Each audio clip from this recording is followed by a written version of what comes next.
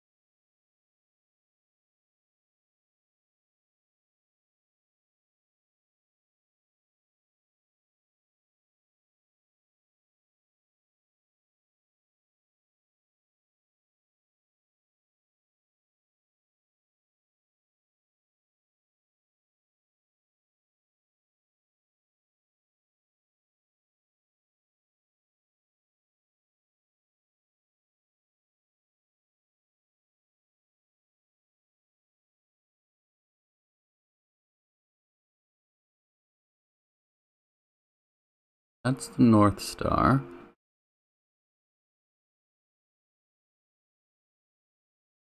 That should be east, right?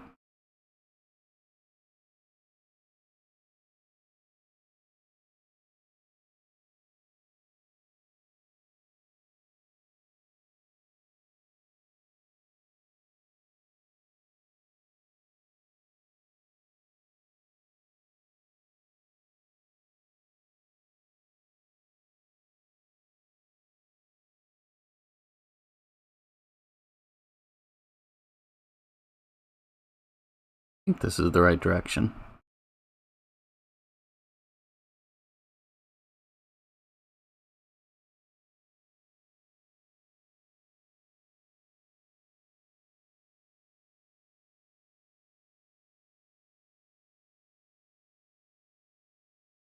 Okay.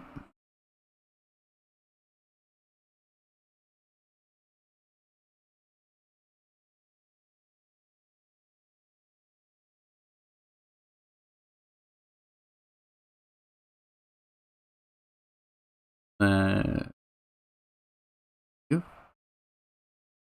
been a little while.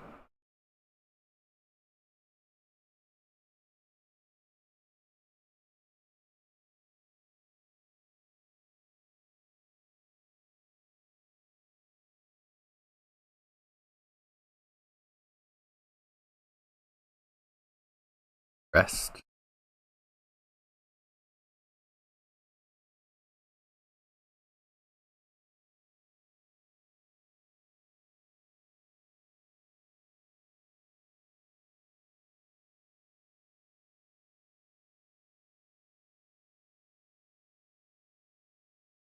Okay.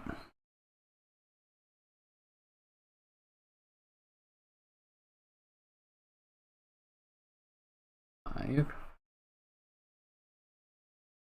Where is the North Star?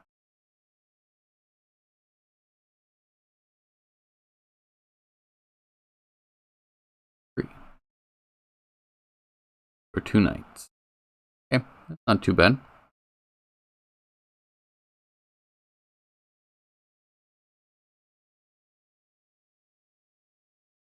Do this for 2.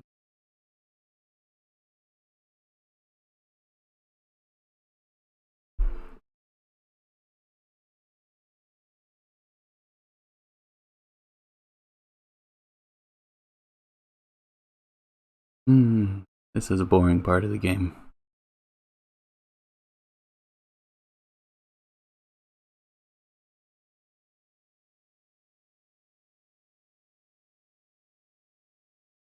One.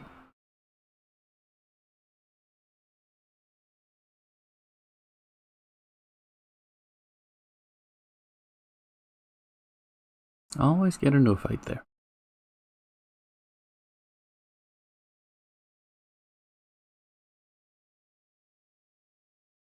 Massive damage.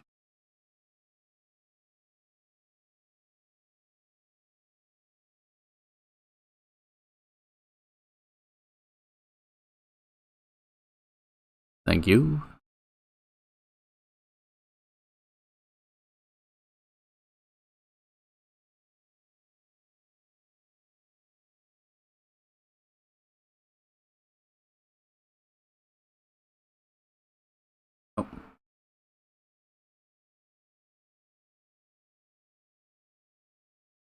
bum, bum.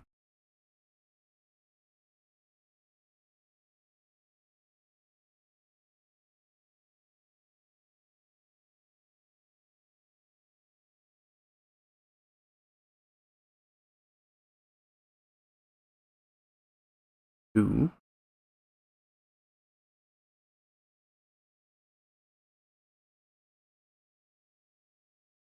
Three.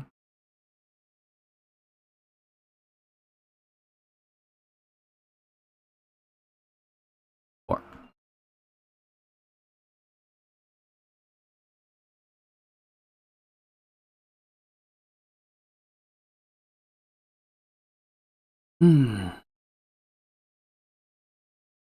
The long log through there.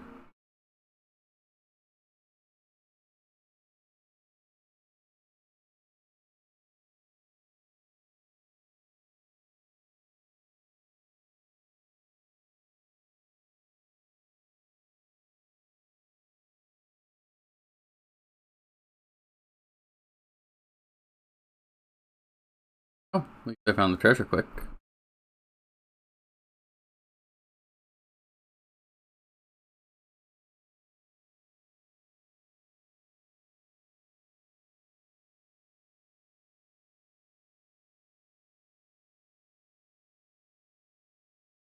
Ow, that was useless.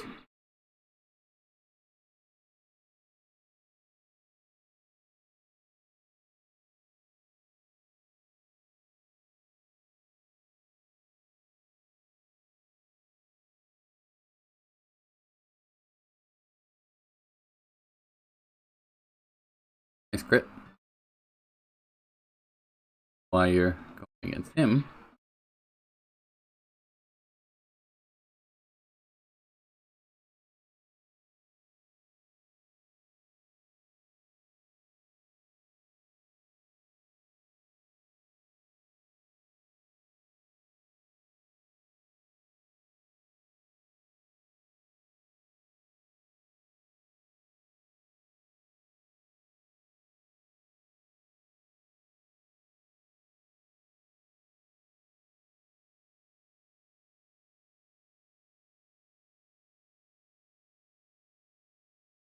Another healing key item.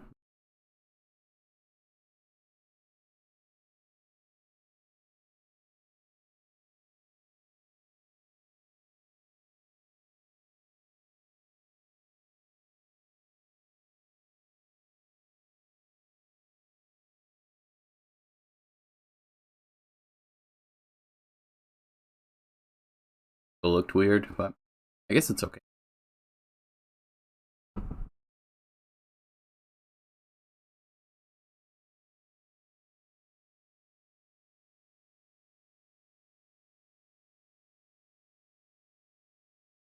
Hey, Ark, how are you doing?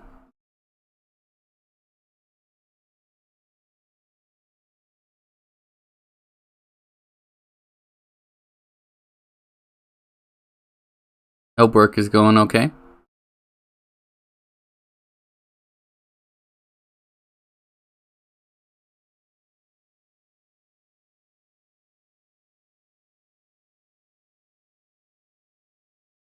I was just about to ask, what days do you have off?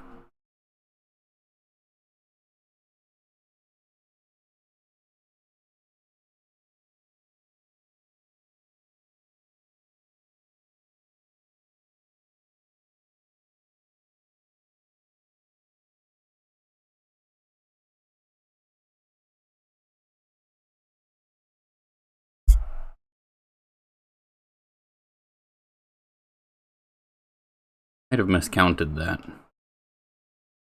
But I think I'm okay here.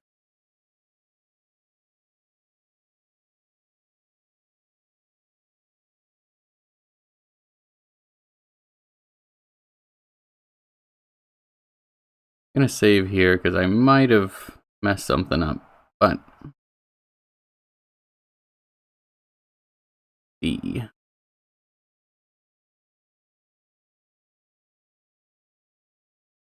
Do you have any plans for the weekend? Oh, awesome. Any big vacation plans?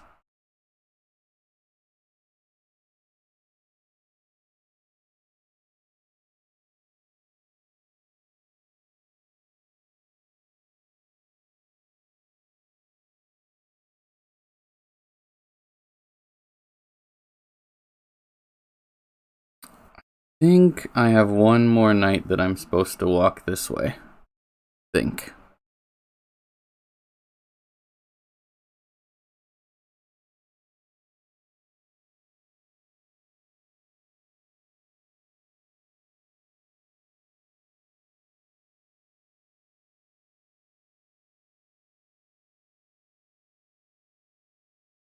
Two,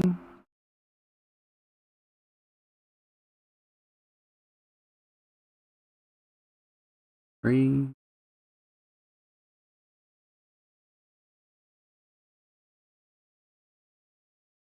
Four.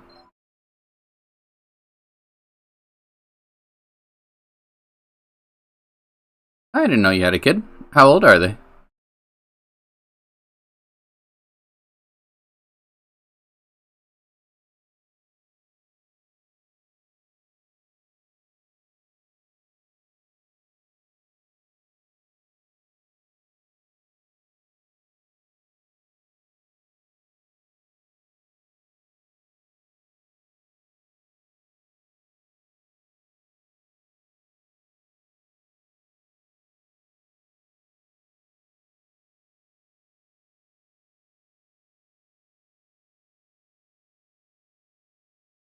Of course, Ray would get poisoned.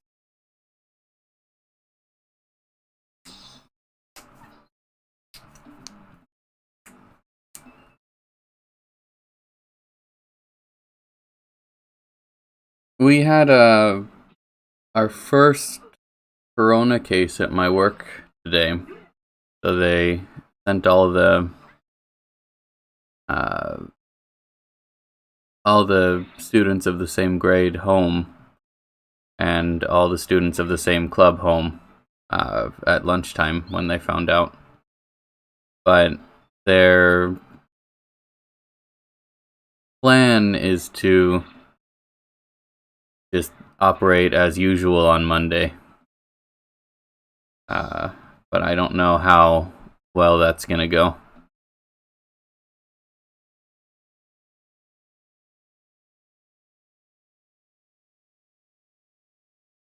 I'm a little anxious because it's a student that I teach, and I had class with them a couple days ago.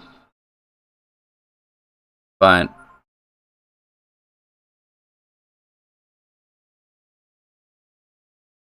what is BAU?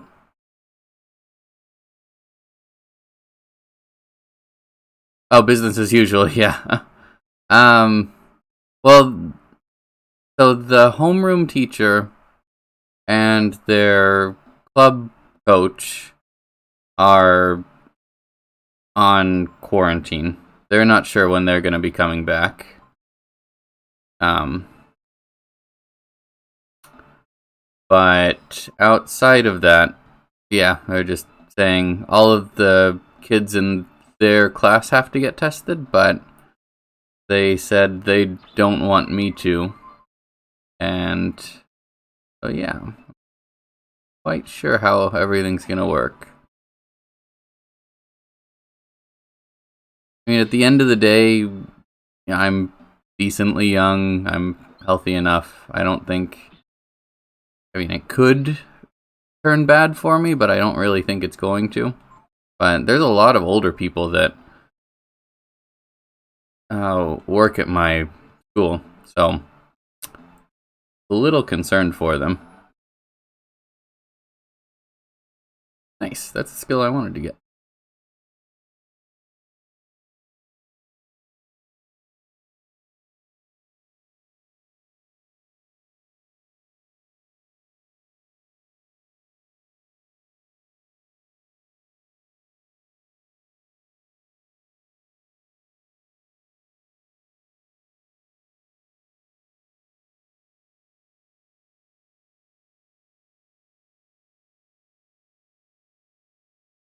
They, I'm the only foreigner that works at my school. And so I'm in a bit of a unique position. I wasn't, raised here, and so I'm not as ingrained in me to mindlessly obey authority. And so the administration normally doesn't like when I offer my opinions on things they're doing, even if they're what they should be doing. Like, they were saying, well, we're going to send the entire grade home. We're going to let the other students stay till the end of the day. And we won't put up a notification on the school's website, but we will send out an email to parents. I told them, well, I mean, whatever you guys are going to do, you're going to do, but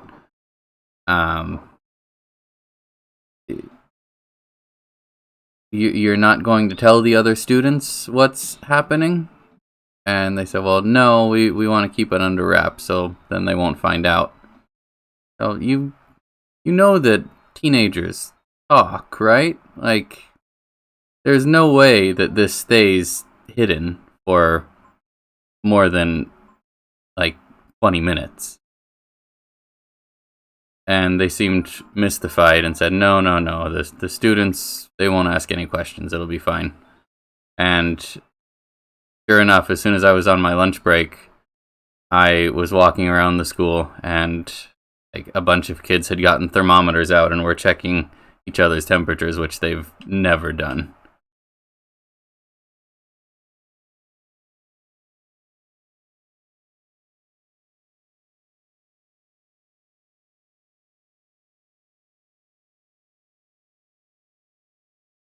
Yeah, Twitter is huge. And just, kids talking. There's no way that stays under wraps.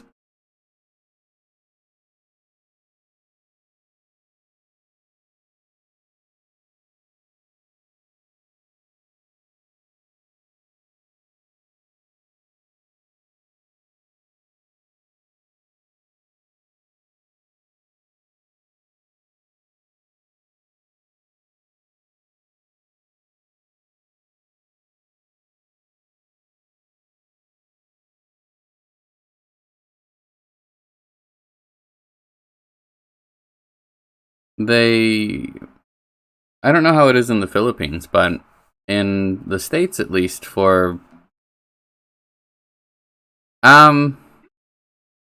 no, so the position I'm in, I'm technically a government employee, but I'm working for a private high school. And I've kept them abreast, but because it's a private school, they have a lot more leeway in what they're doing.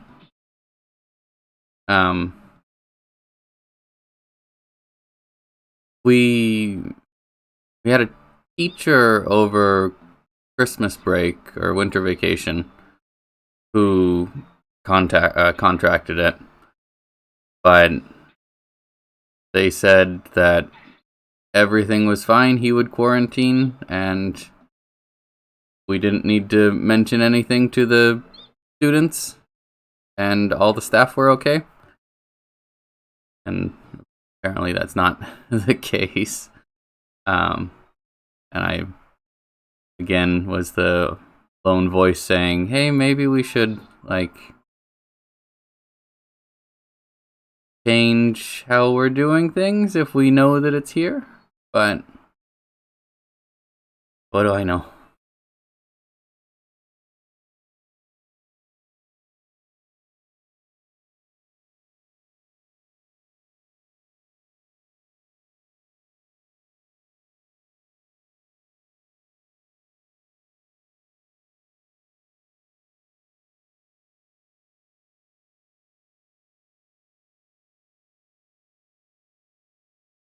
They seemed very proud that they had decided to not make the kids come in for Saturday classes and canceled Sunday club activities.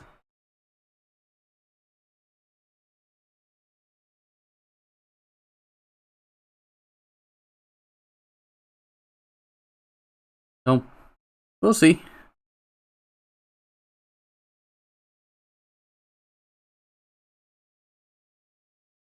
Yeah.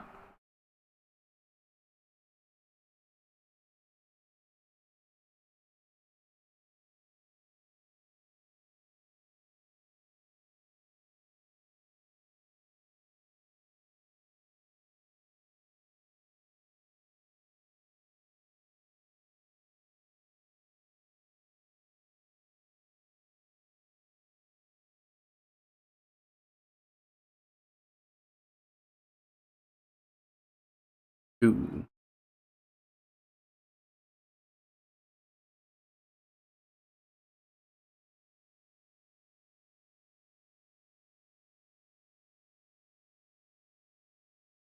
Four. That was good timing.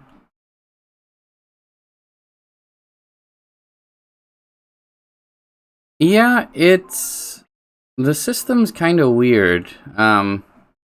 Like it is really hard for students, but once you get into a good university, then you're basically set for life, by and large.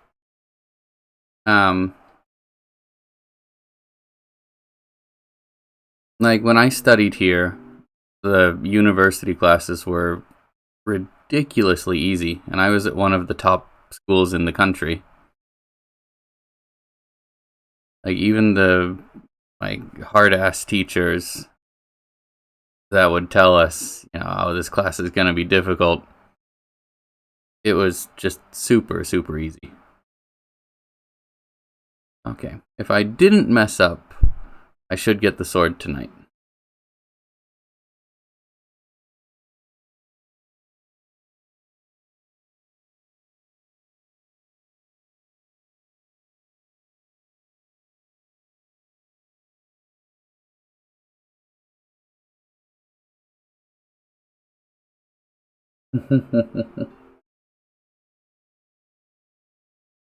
I was looking some stuff up and I found a guy that found a path to get the armor and the sword in one go and get to the oasis. So I figured I would try that.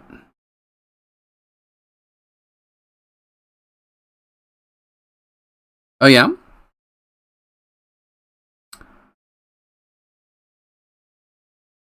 I applied to a couple Ivy Leagues for law school, but I don't think I'm going to be getting in. But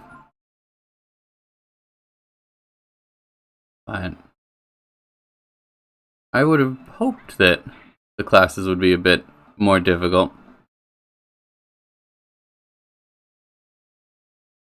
Thanks for stopping in, by the way, Raynoe. In university, the best classes I ever took were uh, on a program called the Inside Out program. And it was actually a course based on forgiveness theory and like crime and punishment related to that. And we were taking it concurrently with inmates at the state penitentiary.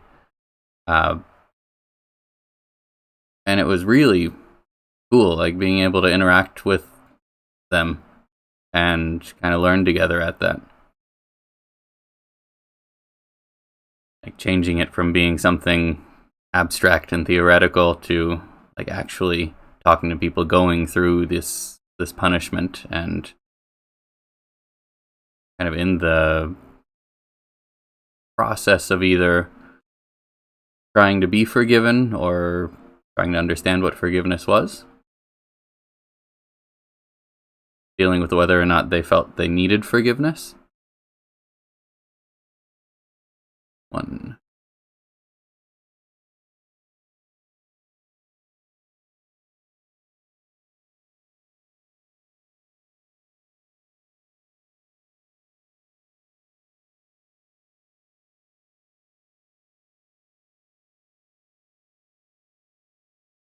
Oh, there we go. Looks like I counted right.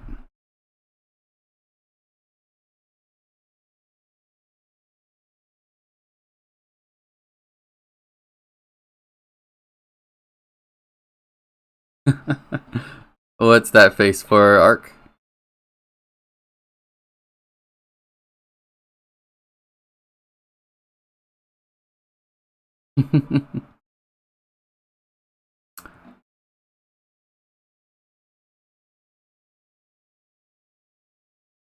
I think one of my favorite memories of that class, though, was at the very end of it. Um,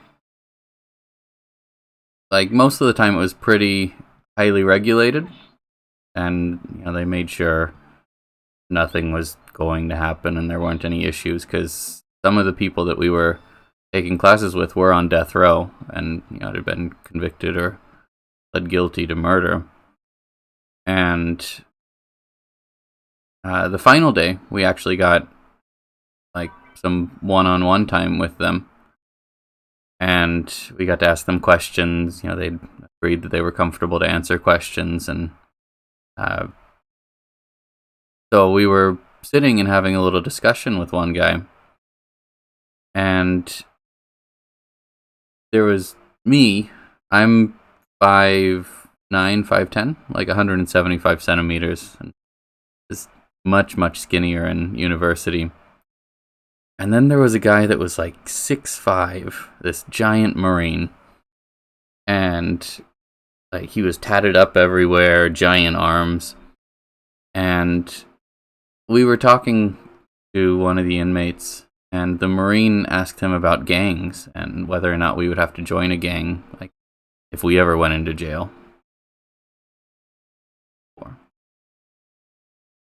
And the guy we were talking to, he looked at the Marine and kind of looked him up and down and said, "Oh, you come in here, tell people you want to do your time, you want to keep your head down, you don't want any problems, and they'll probably leave you alone." And then, without skipping a beat, he shifted and looked over at me. I was like, you join a gang right away, because you will be in trouble."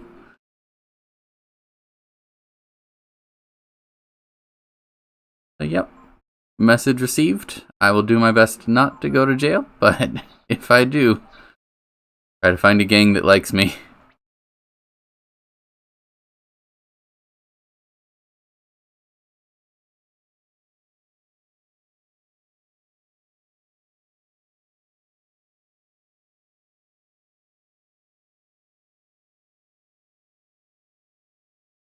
That was pretty funny. I don't plan on going to jail, so hopefully it's never an issue.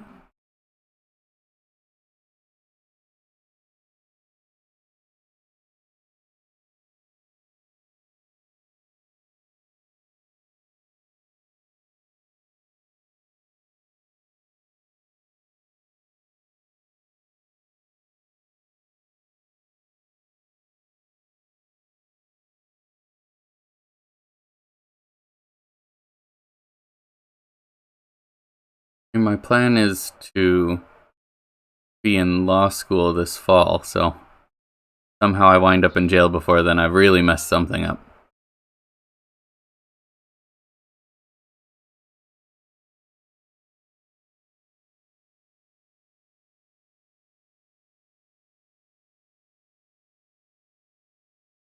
Okay, then east by northeast for 3 nights till the evening star drops below the horizon.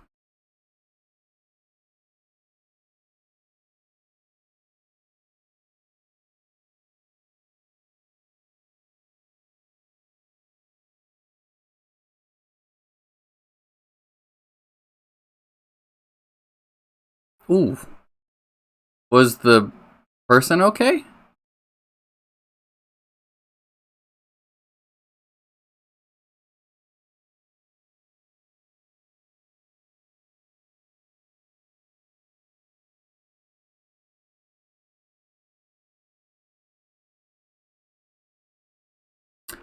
I actually just got it.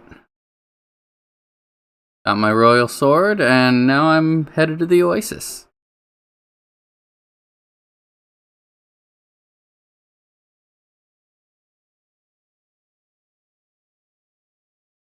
Also managed to get cure on Peko, so now he can fully heal whoever I need to. Ah, that's rough. What happened to your friend, if you don't mind me asking?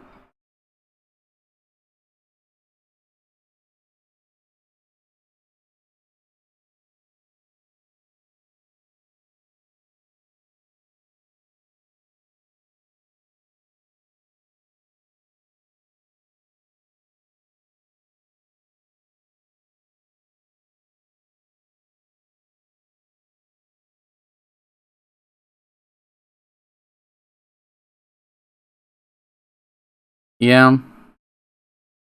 I interned at the district attorney's office when I was younger. Like, started when I was 13 or 14. Then until I was 18, I was interning there most summers. And... oh, really? That would... I know for the States at least, like, you do anything with kids, then you're in trouble if you go to jail. But I didn't know that stealing something would put you on the shit list.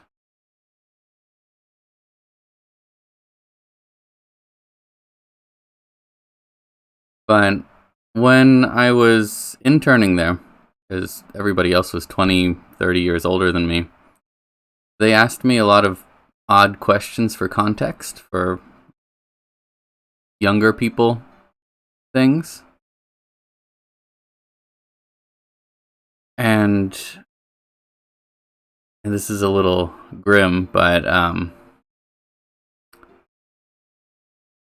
there was one case where a guy had gotten angry while playing a video game, and I guess his newborn kept crying, and so he kept losing at the game, and so he went and shook the baby, and the baby died from that. And I had to explain to the district attorney what trying to beat God of War on the most difficult setting involved, and if that would be frustrating enough to cause somebody to shake their child.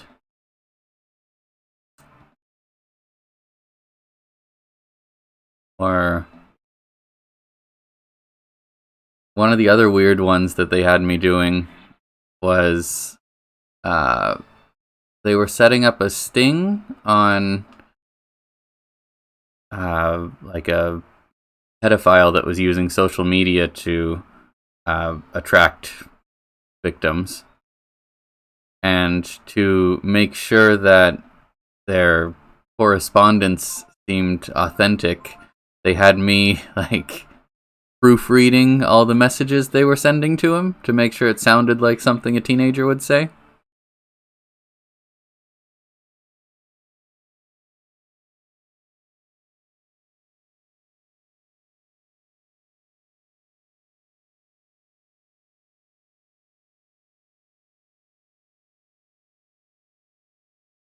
So I guess I got to be a honeypot, which was a weird feeling for me.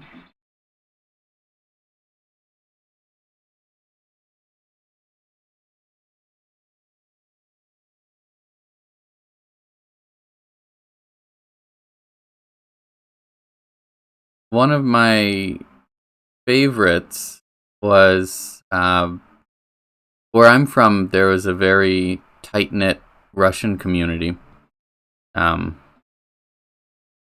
A lot of them tended to go to the same church. You know, there was a Russian church that was there. They gave services in Russian, and I think that having, especially as a foreigner in a different country now, having that kind of community can be really good but it can also be very insular. And so there was this family, pretty large family. It was a father and his wife, and they had a bunch of kids. I think their ages were like 2 to 18 or so. And the father, I guess, and the mother were both extremely abusive. And so first the older kids went to the church and nobody believed them because the father was like an elder in the church and all that kind of thing. After one particularly bad incident, the eldest kid ran away and went to the police. And it was pretty obvious he was telling the truth with marks he had, and went and checked the other kids. And so the father was immediately arrested, along with the mother. But the church community didn't believe that father could do that kind of thing. And so the DA's office, it's public property, so everyone has a right to be there. What they decided to do was they brought their church choir into our lobby and were protesting by singing hymns at us throughout the day, which was actually really pretty. A little disruptive, but they had great voices, and the DA just told us to bring chairs out so we could watch their performance, so we were sitting in the lobby and clapping whenever they finished a song. They got bored eventually and left, but it was a weird day.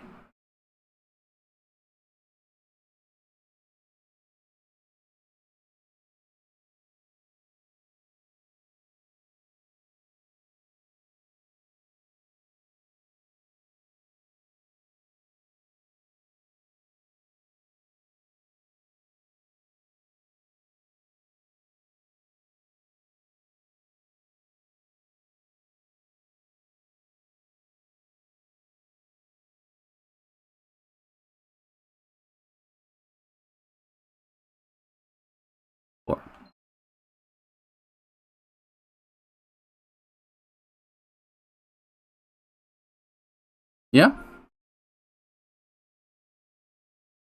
The evening star drops below the horizon.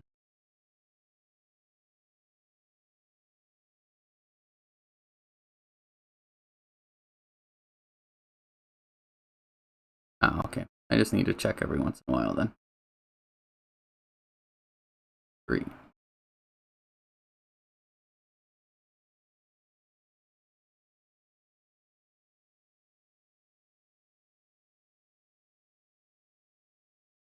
Hope I didn't make myself get lost.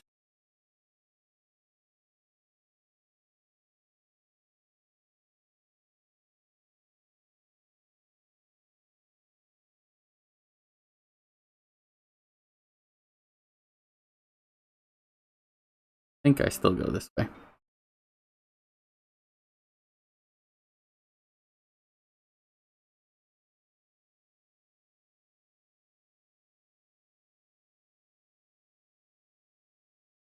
The other one that I really liked was when I was working in the DUI section. After I'd gotten moved there, I got my little corner, and above my desk there was this picture of this sweet looking old lady.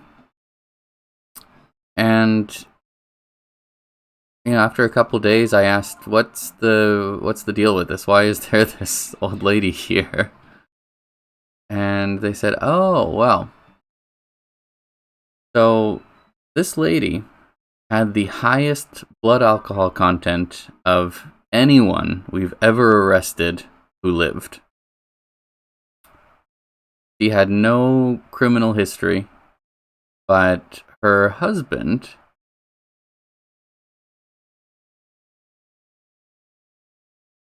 had left her suddenly. She, I guess, drank everything in their liquor cabinet, tried to get into her car, and immediately backed into the garage very, very hard. Airbags were deployed, ambulances called. They took her to the hospital immediately, and when they gave her a blood alcohol test, she had a .43. So almost half of her blood was alcohol at that point. And, they had to pump her stomach, and it was iffy if she would live. But after it was clear that she was going to be okay, she was taken to jail. And I guess the DA brought her a little trophy eventually, saying, we don't know how you're alive, but congratulations, I'm glad you didn't hurt anyone. But now you're in trouble.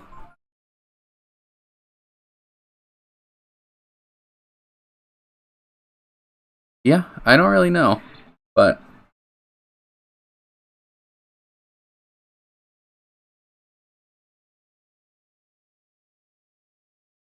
it was always an adventure.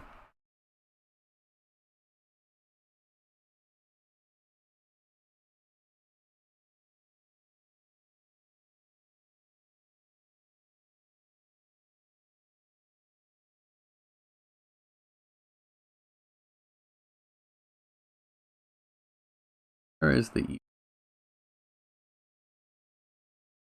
Still above the horizon. 3.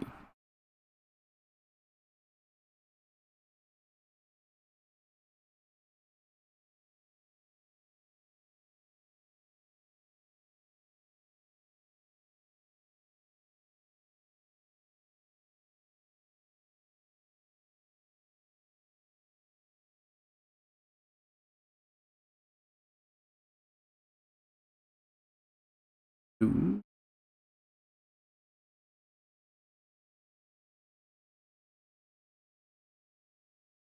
3. Okay, I'll take that.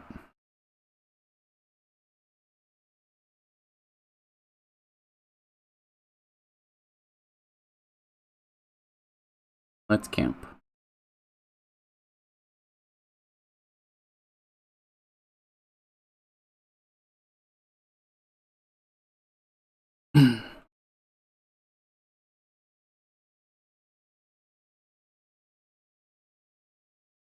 There was another guy. This was after I interned there. I was working at a law firm, a small local one. And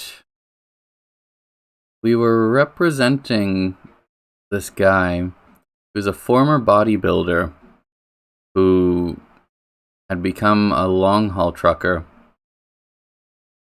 and had also developed a meth habit.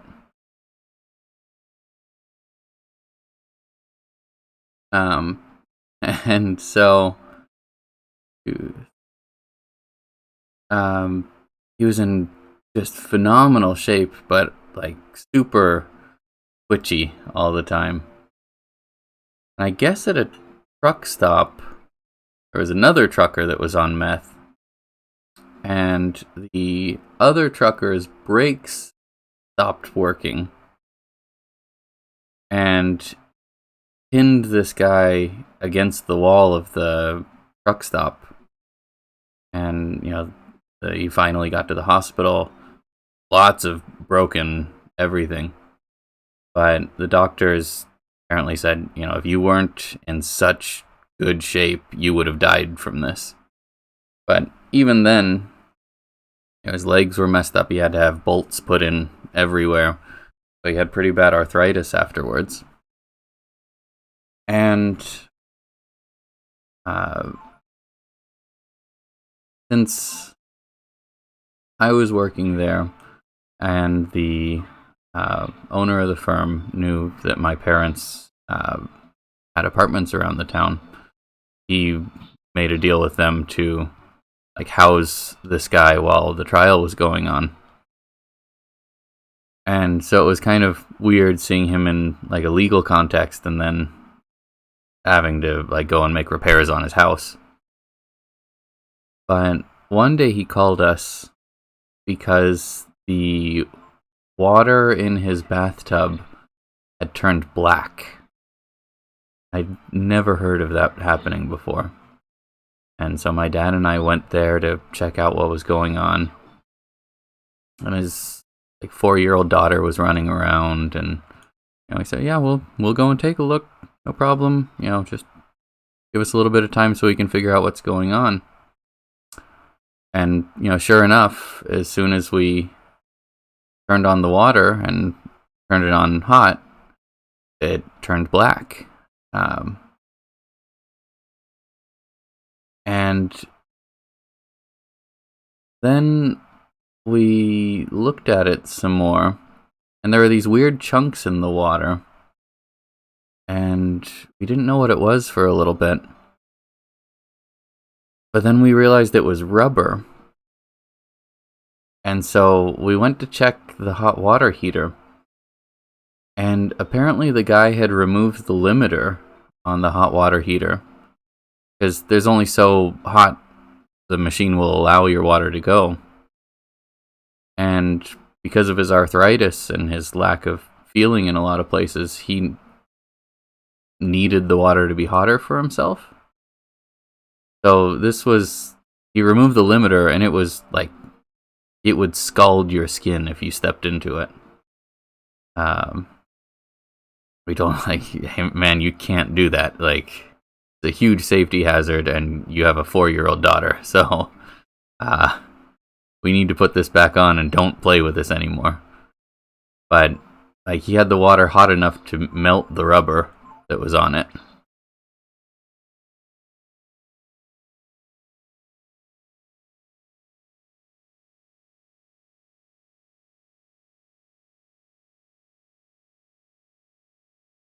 Okay, that's almost there. 1, 3.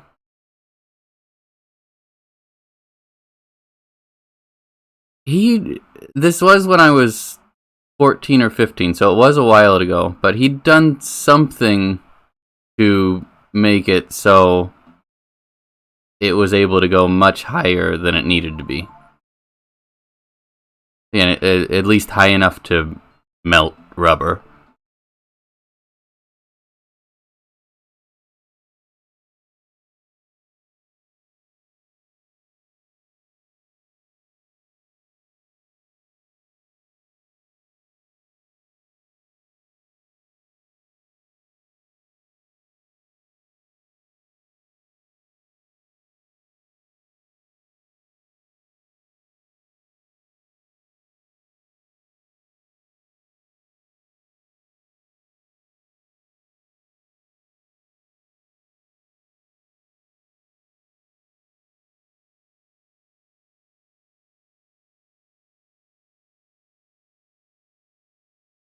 Oh. Did I make it?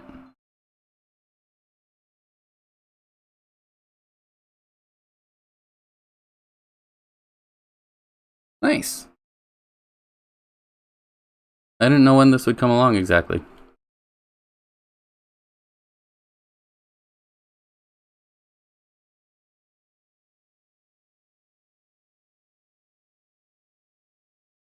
Hmm.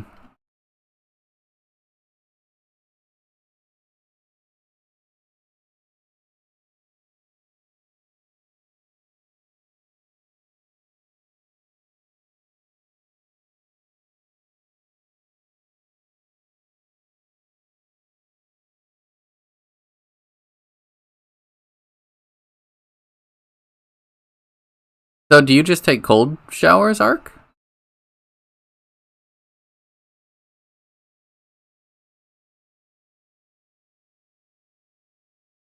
Oof.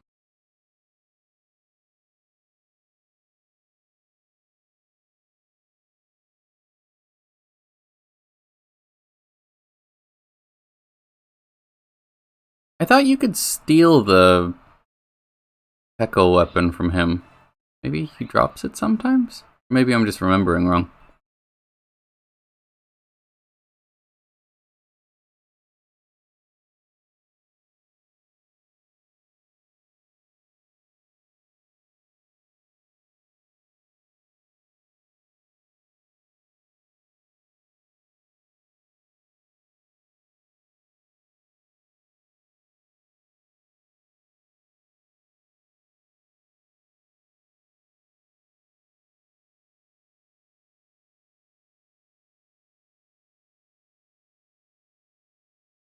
Uh-oh.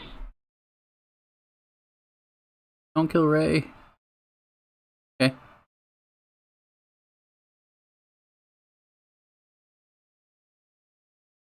Yes, I can. Hit Peko. I'd be pretty upset if he got a reprisal on my own team.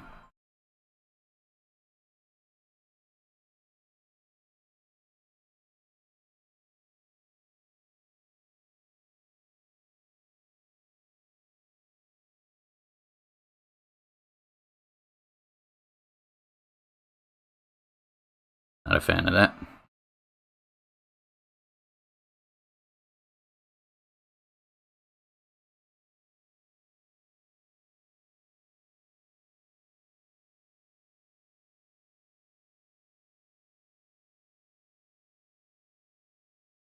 That's good.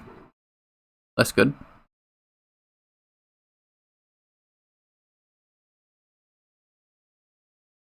It's... Yep. Killed once or twice, and then really get into it.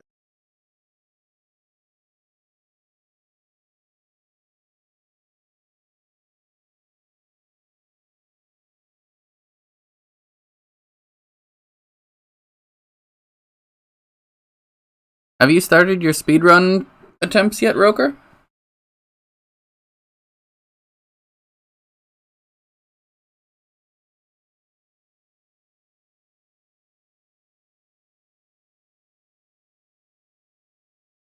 Peko solos this guy.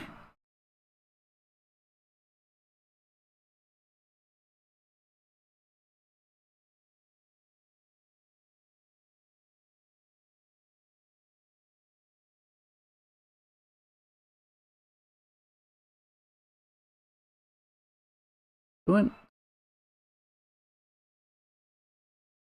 Oh yeah, I forgot that I had that.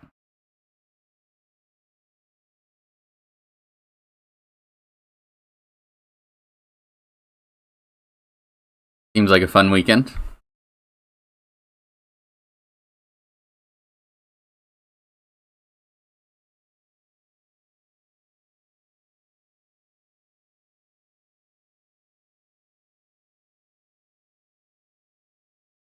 Ooh.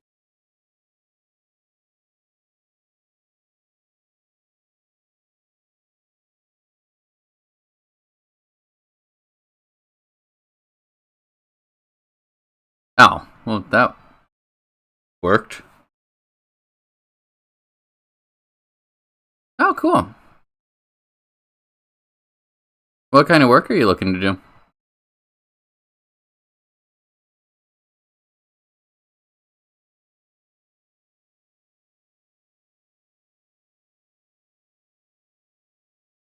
I would never say that you should pirate anything, but it's probably not difficult to find the game online somewhere if you can't use your disk drive.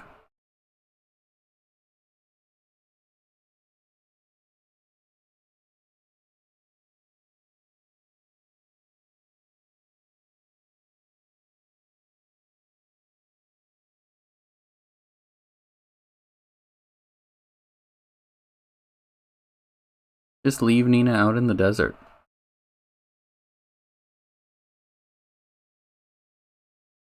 Cool.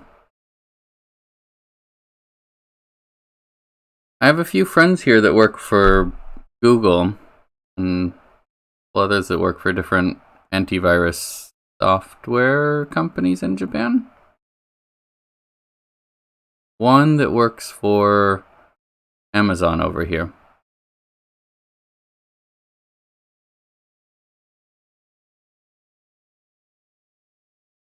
And a bunch of people that work in video games, but they all seem pretty happy with their work-life balance in Japan, at least.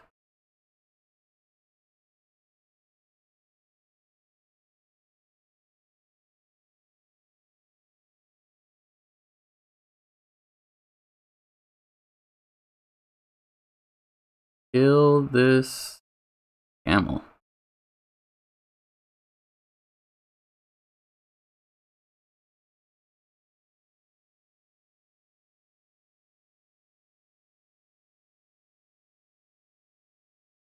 My Google buddy, he works for the maps department,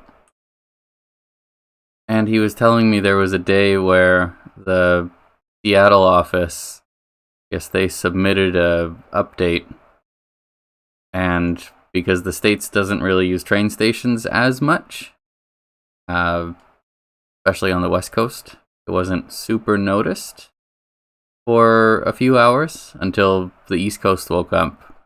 But they were trying to get rid of redundancies, and somehow they accidentally deleted every train station around the world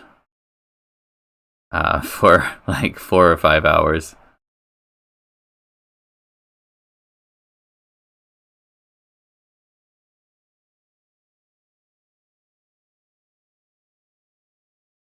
Yeah, he said it was a lot of scrambling. Oh, I forgot that I just auto go there.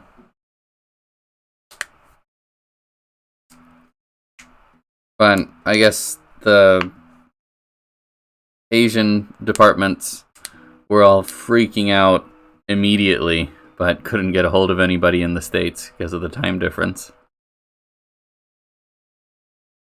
I'll be right back.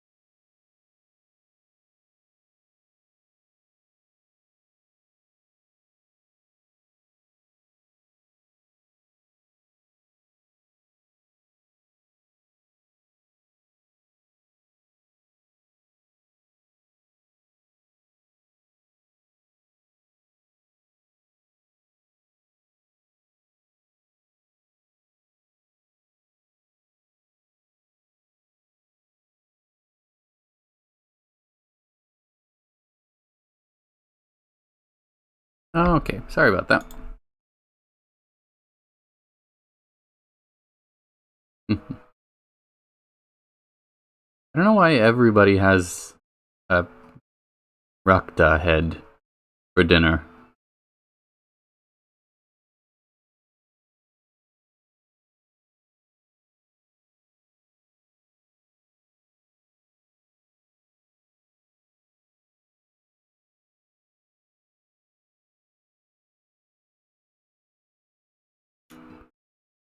He was pretty.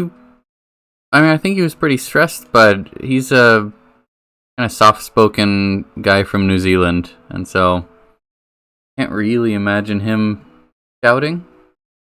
But I'm sure there's quite a bit going on.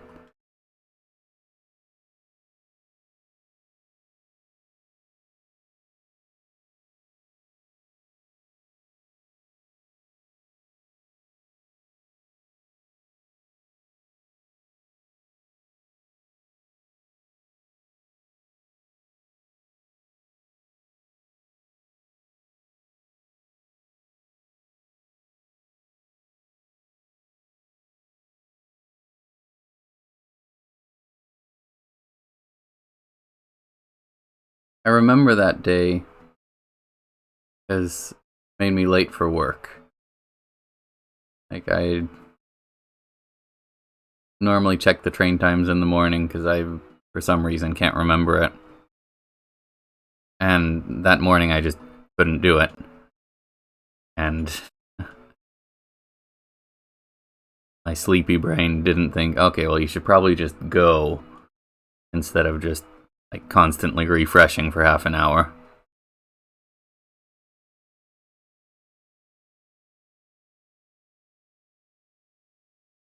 For everything.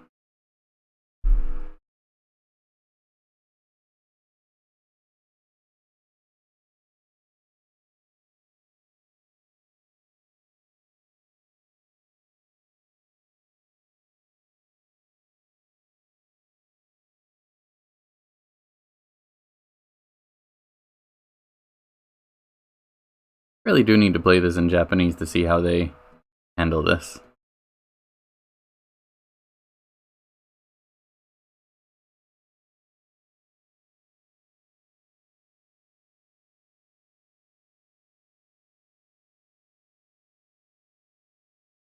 Do I need Momo to get to get up to the UFO? The Miria station?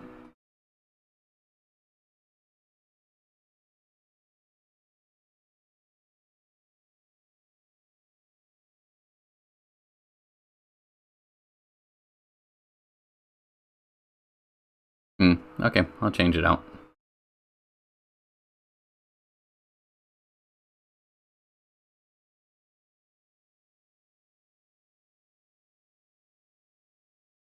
I wonder why only that guy speaks strangely. Yeah, I wouldn't be surprised if the test team got in a bit of trouble.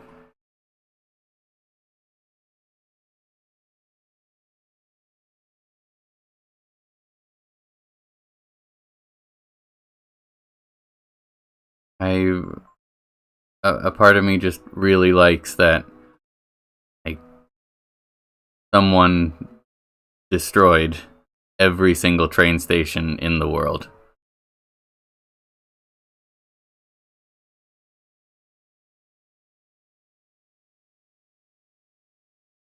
Uh,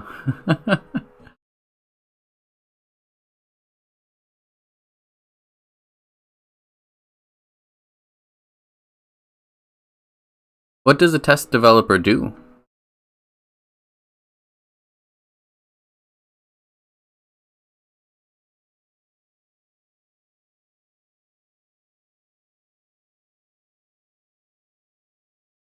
I kind of want to go check on the ferries. Then I need Gar.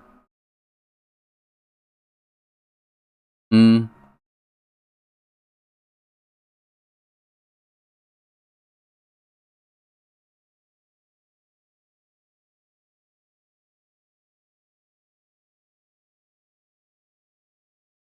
Do you enjoy it?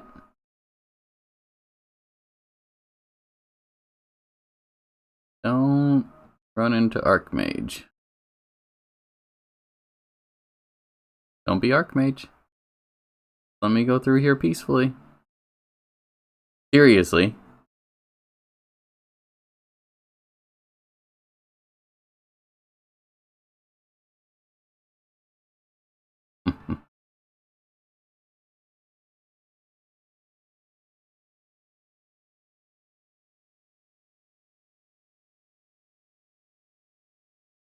Had one job.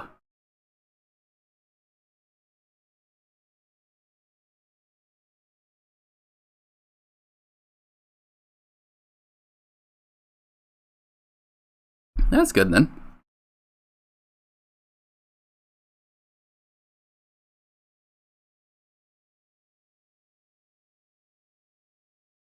Dragging you. I should go to Windia to check.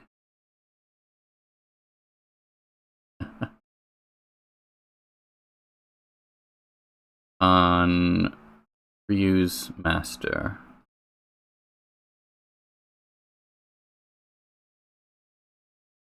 I was 100% sure it wasn't going to let me run.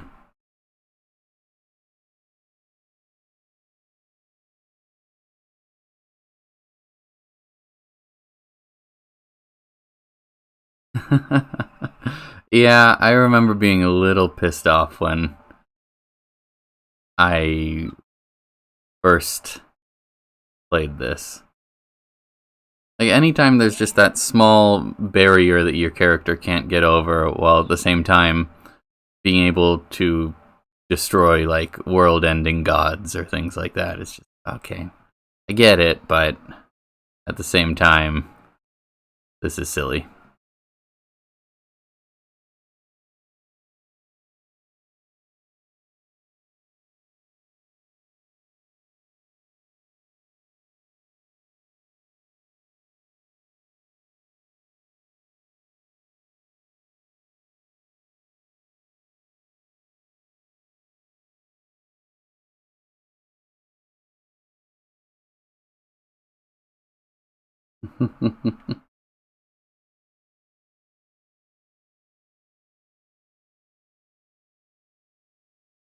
Cool.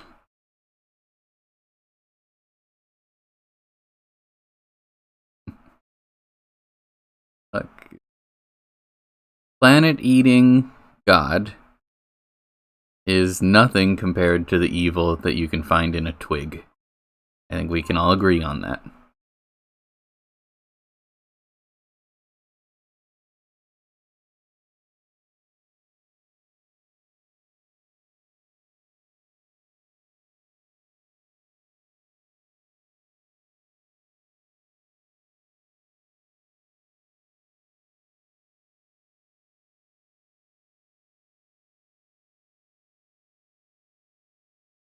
Cool in here now? Not particularly.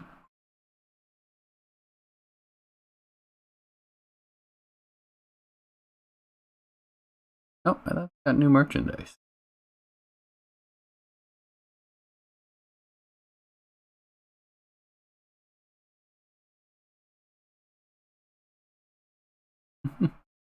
Berries are so flirty.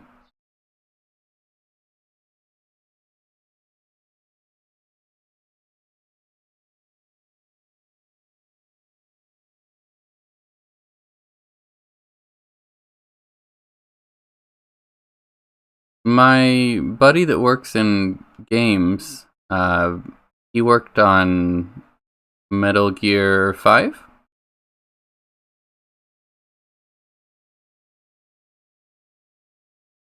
Yeah, I forget how to though. What job do they need? And I was never into any of the Metal Gears really, but you mentioned that they like 3D scanned him and put him in, and so I decided I needed to play it. So I have a save just to where I can find him and murder him whenever he pisses me off. And I never played the game after getting to that point.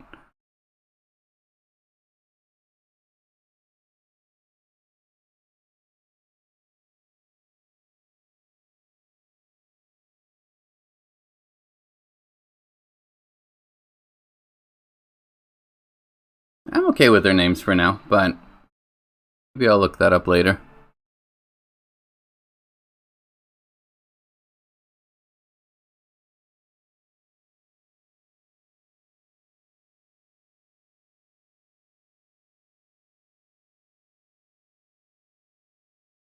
Yeah, pretty much.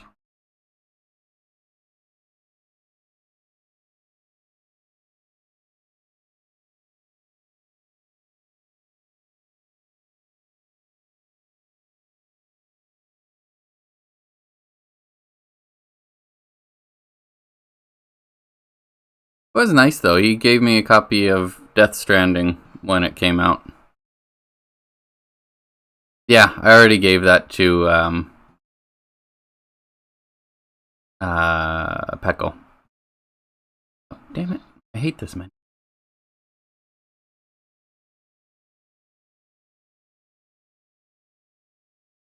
Later. We are.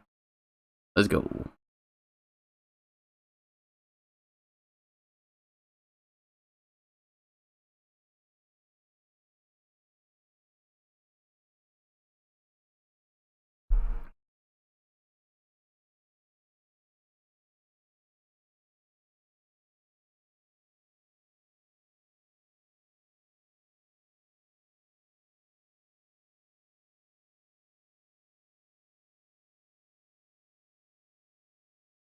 Him and I and a couple other friends, we went on a little vacation before Corona got really bad here.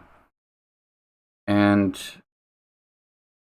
my buddy told me that he'd been watching TV and there was this like documentary kind of, or just this expose on this museum in the area we were going to, and he said we needed to go see it. It's like super famous, super interesting. Like everybody that goes there to that area checks out this museum.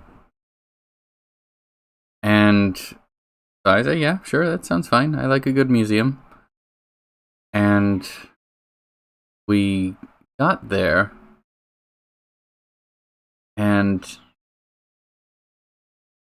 like for Japanese, you can read certain kanji, or you can read almost every kanji multiple ways.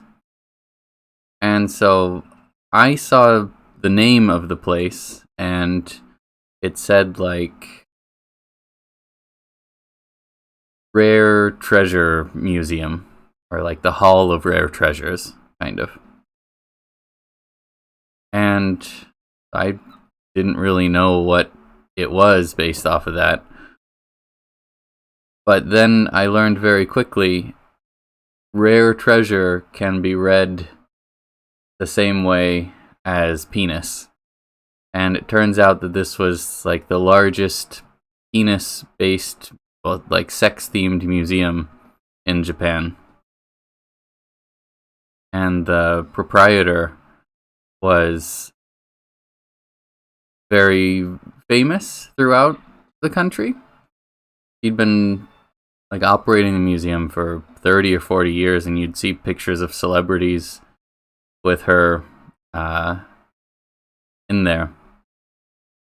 But she said like she was a master of sex and penises and vaginas. And before we entered the museum, she like lined everyone up to give an explanation of what was going on. And does Ray have the coupons? As we were lined up, because us foreign people stand out a little bit, she gave us special attention. She decided to walk down the line of people and start grabbing their junk and kind of reading their fortune through it. And that was when my friend told me that we were going to a museum. I did not expect to have a 65-year-old woman feeling me up on the same day.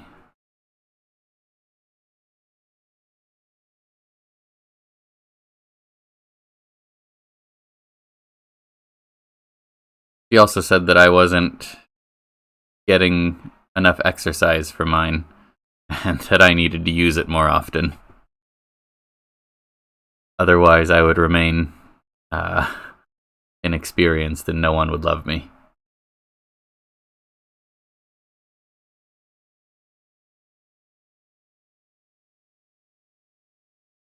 But then at the end of the tour, she let everyone take pictures with her. So you would stand on either side of her, and she would reach down and just grab your junk. And it was really, really funny because my friend's wife and another girl went up there together.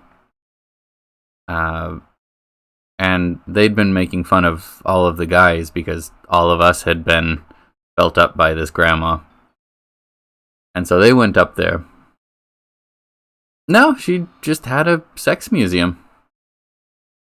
But they went up there, and then my friend's wife started giggling hysterically and like doubled over laughing. And when she came back, we asked what was going on, and she said that the lady had found her special spot instantly, and she was amazed somebody could be that talented. Which I don't think her husband liked her saying to all of us, but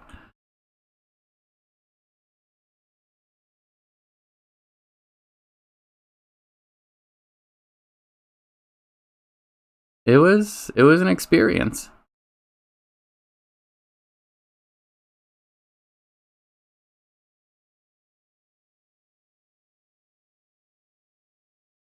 Pinball. my female friend's birthday was coming up right after that, and so my friend doesn't read kanji really, and there were a bunch of shirts in the gift shop that said, "I heart this museum." But if you read kanji, then it says, "I love penis." And so I decided to get my friend that shirt, gave it to her for her birthday. And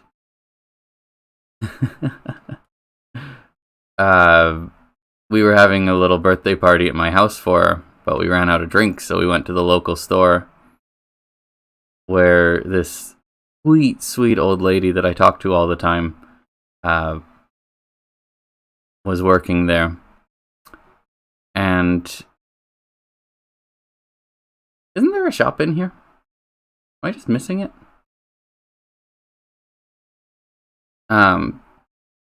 This sweet old lady that was working there saw us semi-drunkenly walking in and burst out laughing, and we couldn't figure out why until we left the store.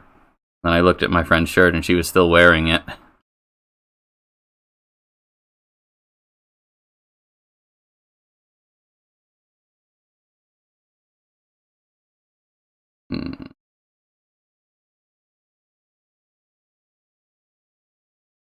Hey, Drew, how are you doing?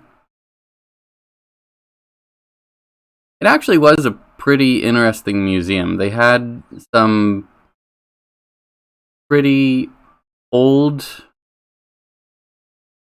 so it was the Chimpo-kan. Kan means like hall. So like if you know library is Toshokan. So yeah, hall, and then Chimpo can be rare treasure. Or it can be something else. Yeah. Made it through the desert in one go. I got the royal sword and the life armor. I was pretty happy. Is a little suspicious that you could throw that out so quickly, Ark.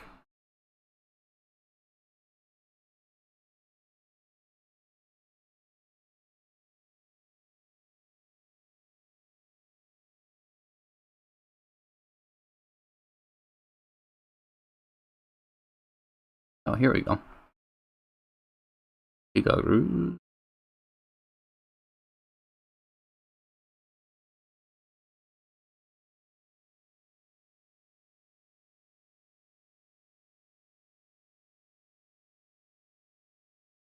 Oh, let's.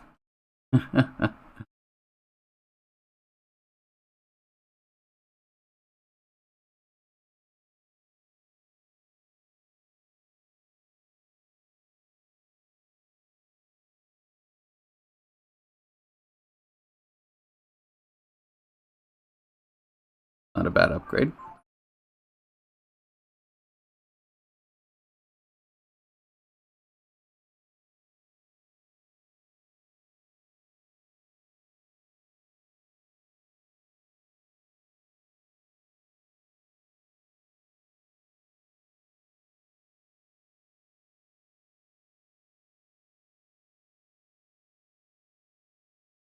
I think I made it to. I think I'm on 700 or so. I was not aware that there were that many. My students all like it, so I kind of leave it on in the background sometimes and just kind of passively absorb it, but that's quite a bit. I want to see.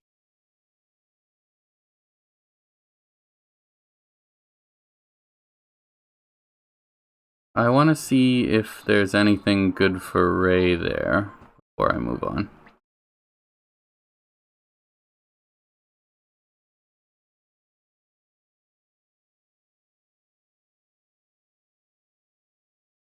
I think I just finished.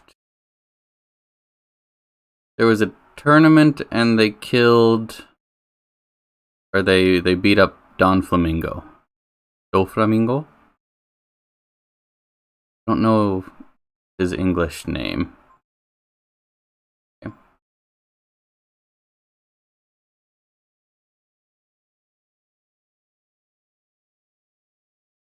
Hmm.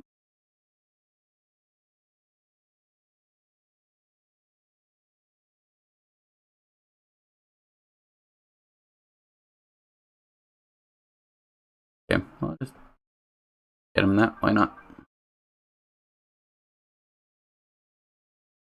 And now they are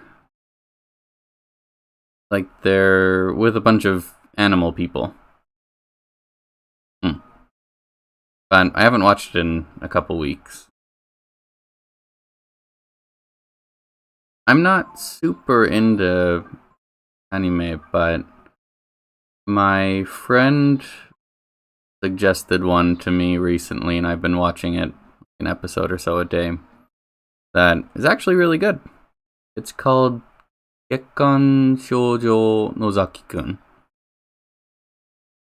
And it's actually really funny. I'm kind of surprised that I'm into it, because it's like a high school boy and girl kind of thing.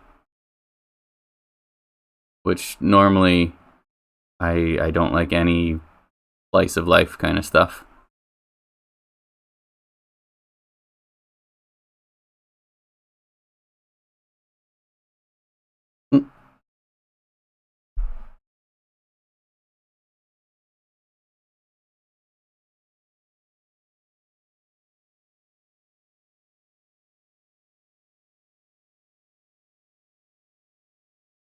Okay. Am I down to 0 for that? No. Nothing happened. Made pain.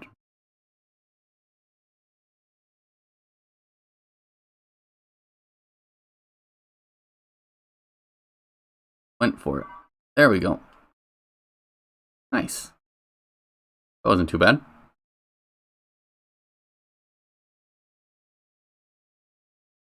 Just a loop. Okay. Nope. Uh-oh.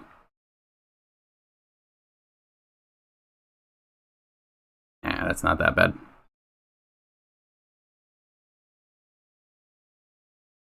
I want to jump down there. I feel like no.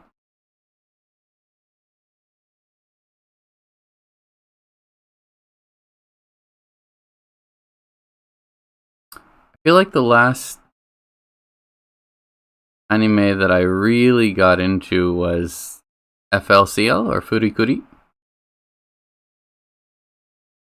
I really, really like that.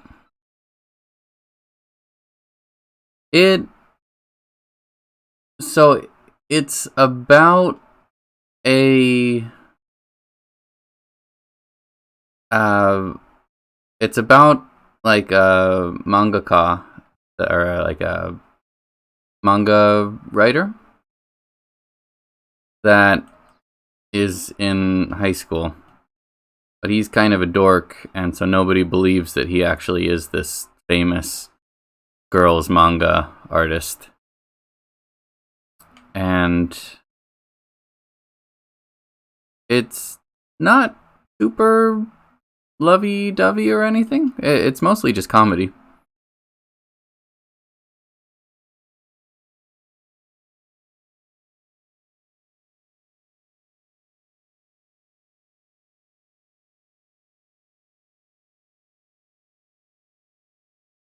And I was really disappointed a few years ago, after like a 10-year hiatus.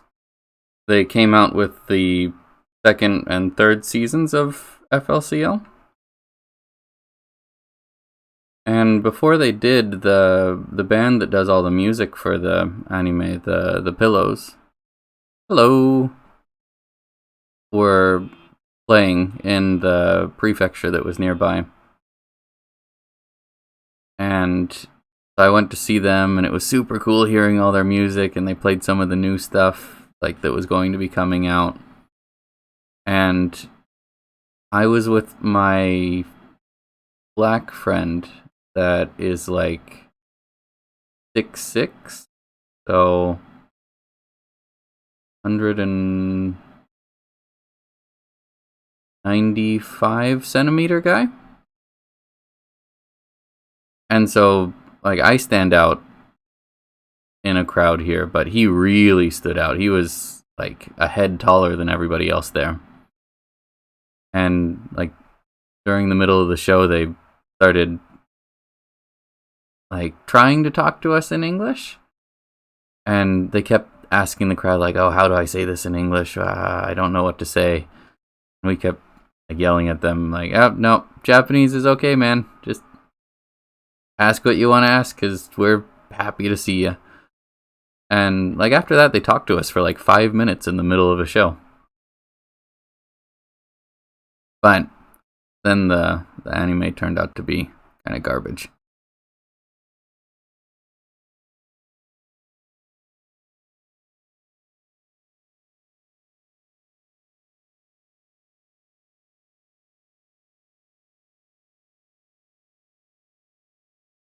That worked out.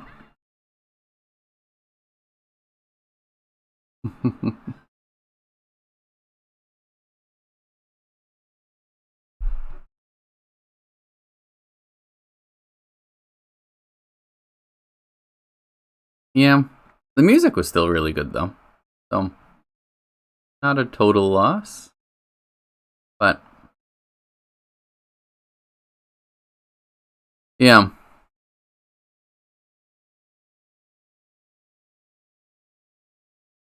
I mean, I should have known that I wasn't gonna like it as much, but it was still a bit shocking.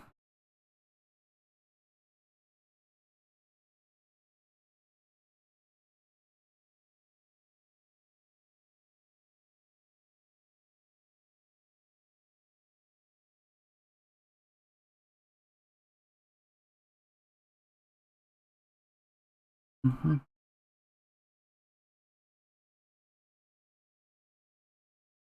Better. Nope. Okay. Have fun, Ark.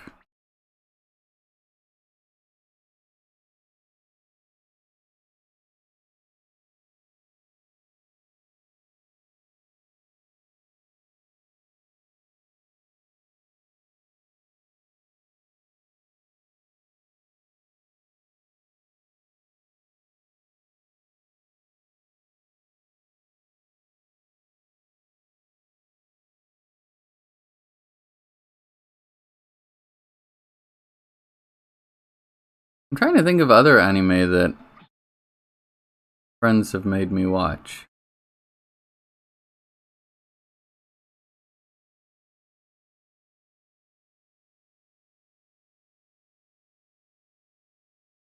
Oh, my students.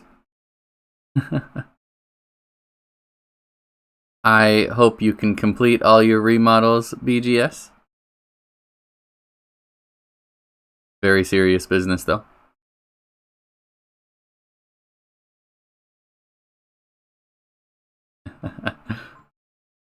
Probably as serious as Ark's work.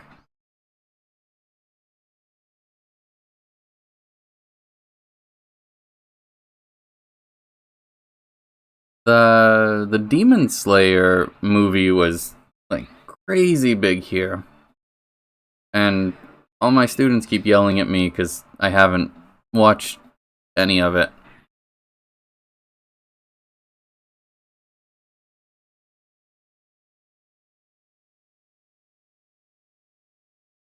I heard it was pretty good.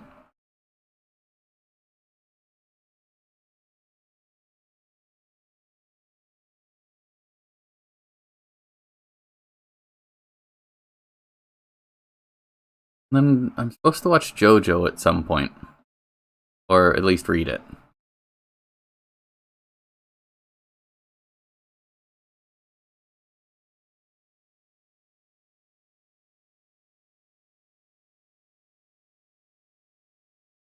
It's actually kind of funny. I've been here 5 years now.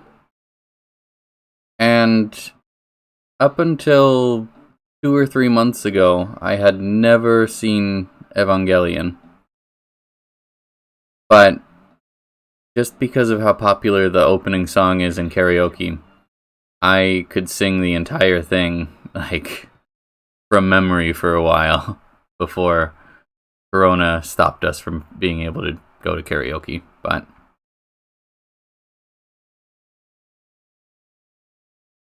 I think every time I've gone out drinking with coworkers, at some point somebody plays uh, Cruel Angel's Thesis. I I thought it was trying really hard. I didn't hate it. Um, I was watching with a Japanese friend, and so whenever they were just like browbeating you with like biblical references or things like that, like, okay, this is a little unnecessary. Like, okay, I get it. Uh, but the the ending made me laugh a lot. Just the 5 minutes of congratulations over and over and again.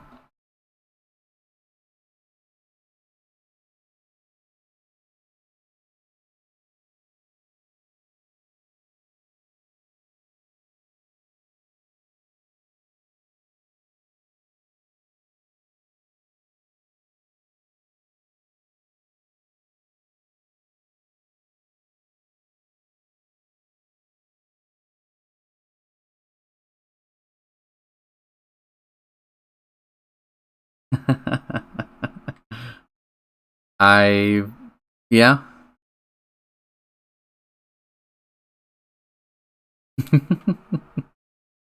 My yeah, in the Sky Station now. Gonna go and say hi to Miria and maybe an old friend. I don't know if I'll get that far tonight. My family, I think I told you, BGS, a lot of them are from pretty deep south. And when I was a kid, like, I would go to church every Sunday and stuff until I was like 12 or 13 and realized I was an atheist. But my aunt came to my house one weekend and out of the blue told my mom I wasn't going to church enough and that I would be going to hell unless I repented as like a 10-year-old boy. So I know what you mean by that.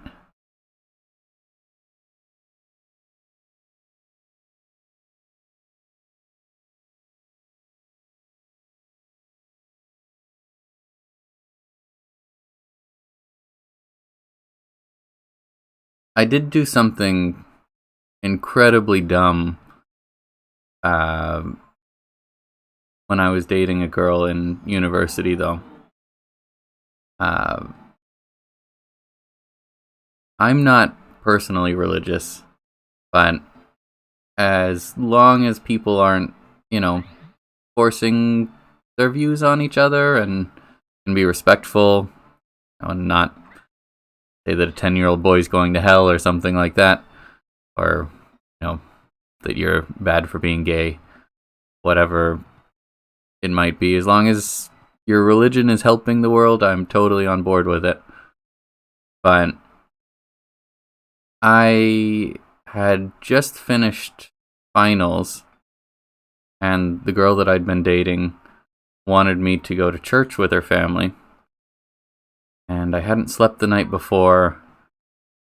Her family lived like 2 or 3 hours away, so I had to drive that night right after finals.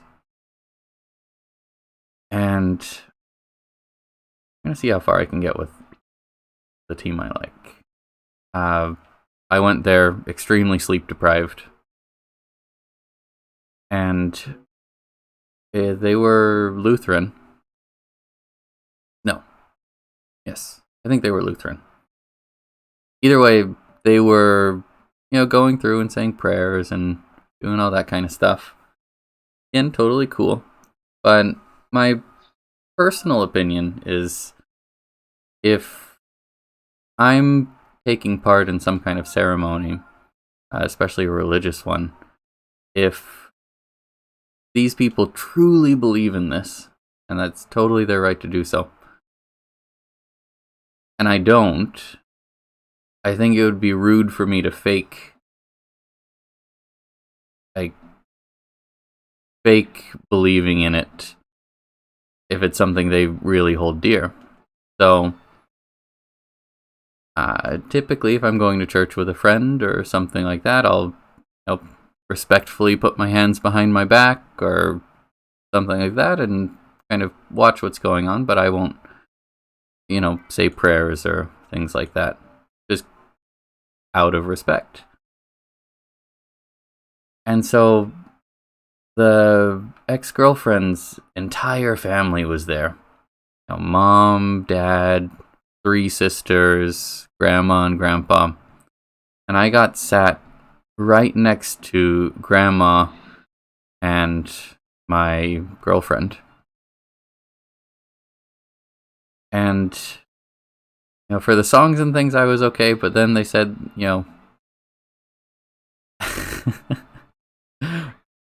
they, they said, okay, so now let's all hold hands and say some prayers.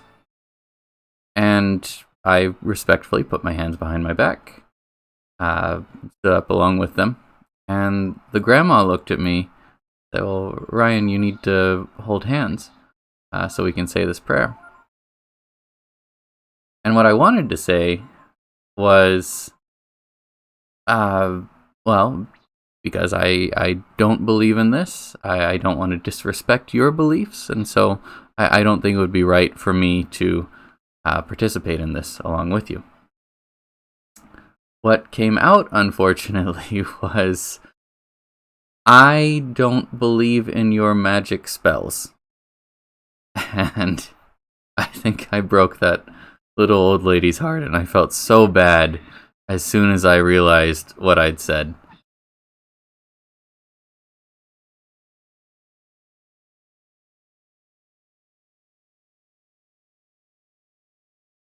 Surprisingly, the girl and I didn't date too long after that.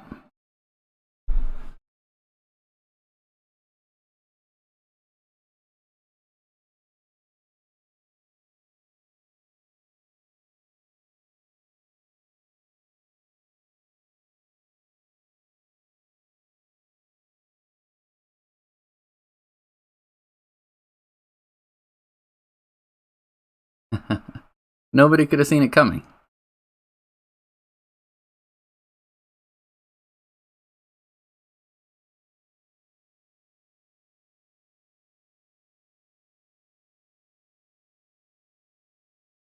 I feel like I missed something over here.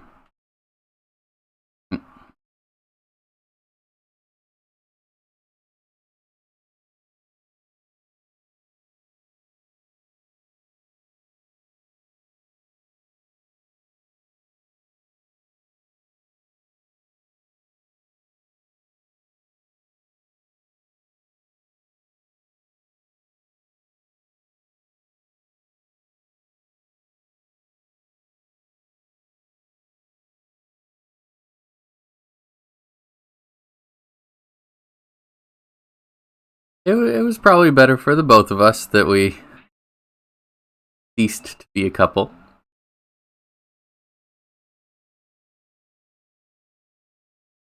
Just, I wish I could have had a little bit more tact then.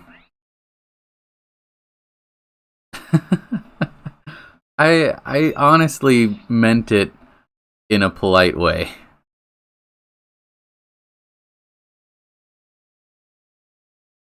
Right? She hadn't done anything wrong.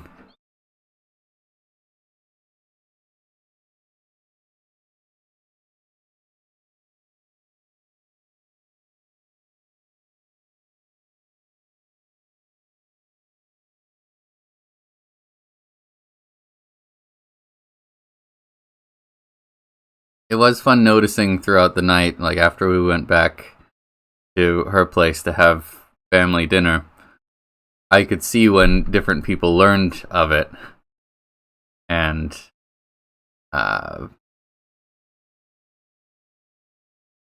it was fun noticing the glares, the sequential glares that I got throughout the night.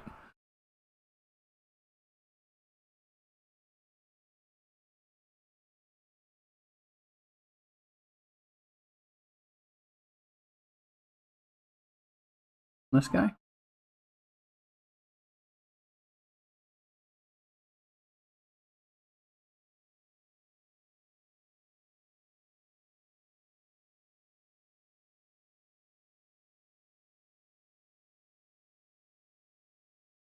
My family has always had a kind of weird relationship to religion.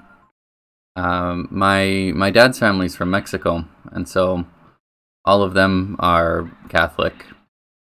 My dad and my uncles were all altar boys and everything like that. And my mom's family are all Southern Baptists and very Bible thumpy. Um, so after I was born, I think there was quite a bit of debate in the family as to what I was going to be. And ultimately, they just decided not to decide. So, I'd go to church with friends and Bible study and things like that, but go to Catholic church sometimes and Protestant church some other times. But like it was never super forced on me. But I found out I met my biological grandpa once, my mom's dad, but I always grew up with my step grandpa, and he was just my grandpa for me. But I never knew why biological grandpa wasn't in the picture.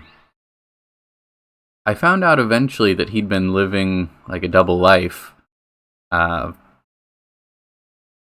which started with, I guess his parents had been Mormon, and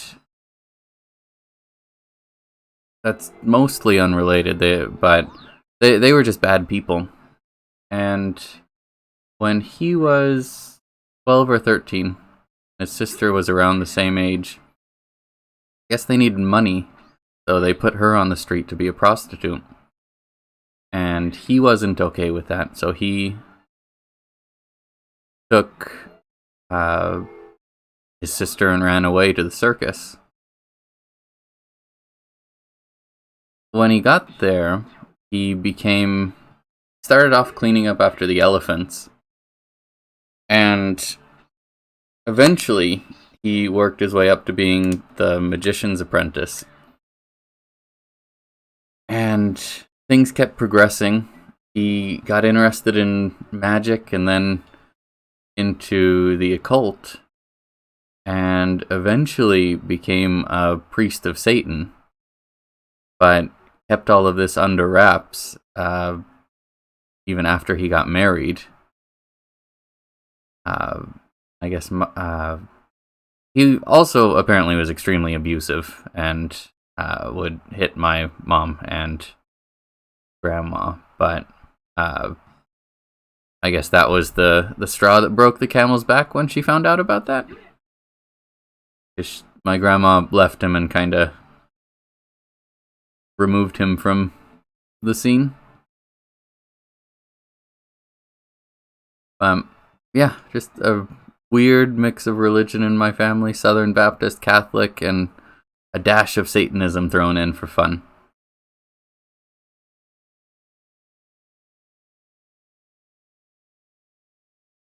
And now my mom believes, like, I believe that aliens mathematically probably exist somewhere in the universe.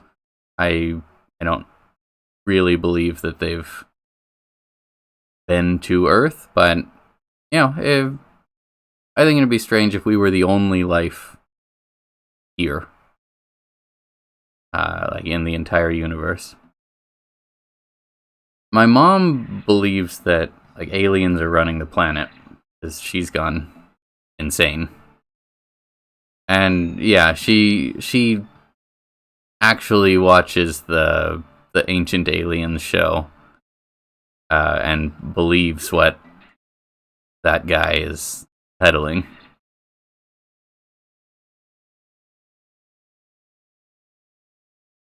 Difficult conversations a lot of the time with her.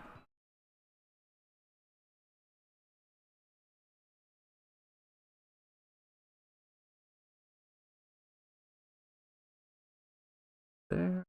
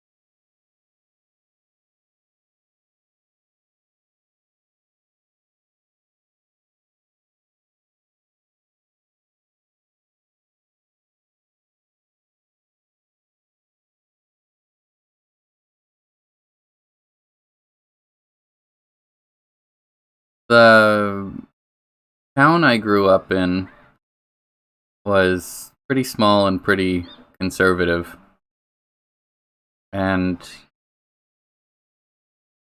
I found out that like the local bookstore, it was like a Barnes and Noble or a Borders, would actually hide books behind the counter that they deemed inappropriate for the masses.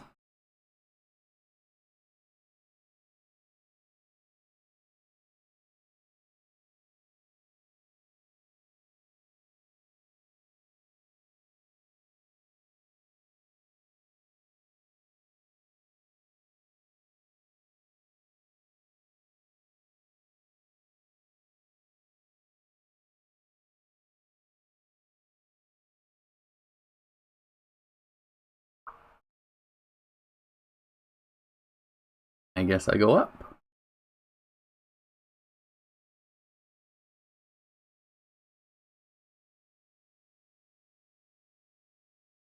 I think this is right.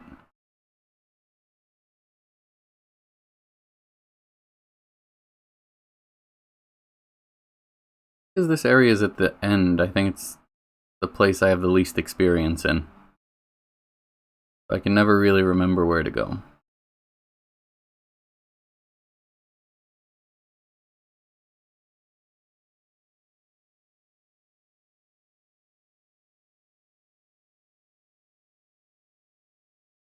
Oh, I think I should have sent one of them to attack the other.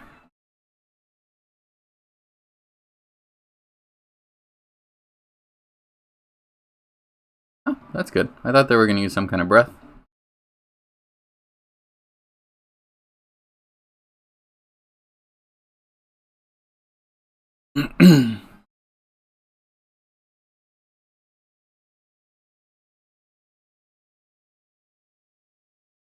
Rude.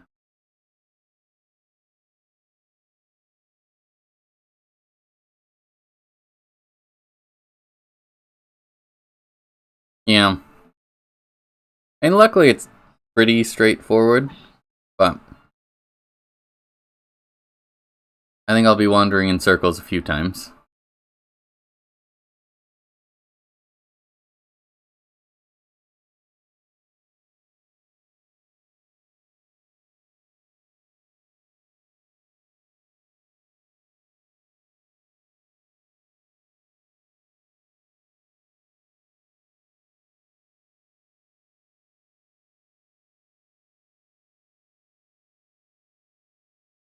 Oh, that's nice.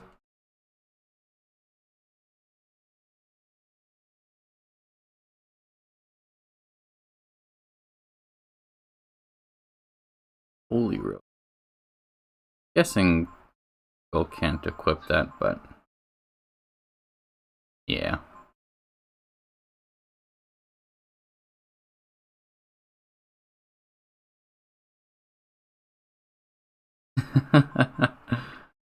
You missed it a couple days ago.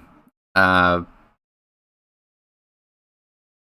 there's a part where that shows how Japanese the game is, but there's a little side quest where you need to make sushi for a guy because he doesn't like fish, and so that's the way to convince him that he'll actually really like fish.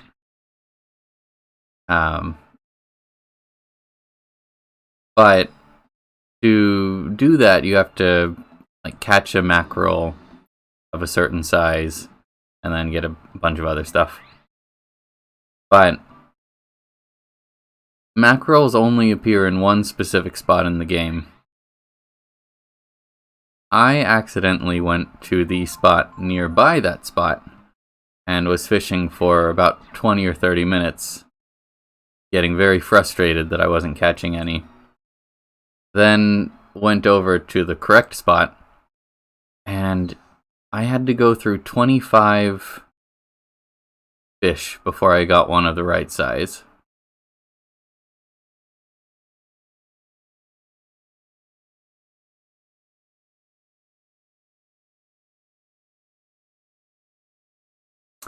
Oh, I always hated this puzzle.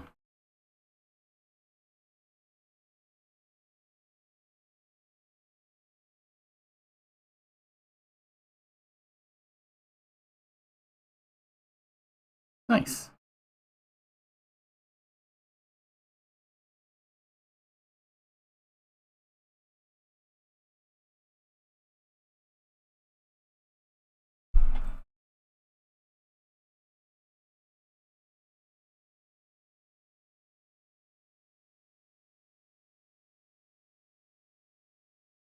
Oh, so BGS, if you don't know the story in this up to this point, um,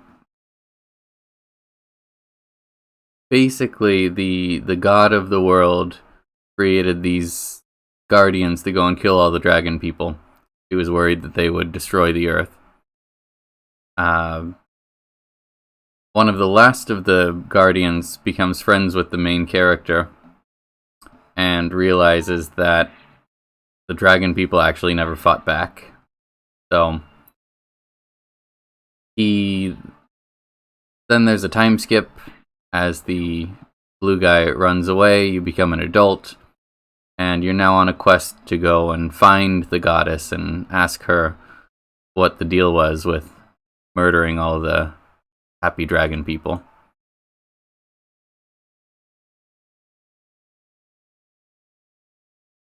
So now I have gone across the impassable ocean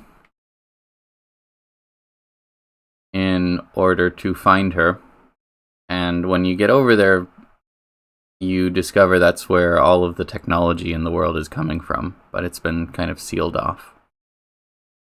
And that the dragons gave up their power and retreated to a city, waiting for the chosen one to be born, which turns out to be me.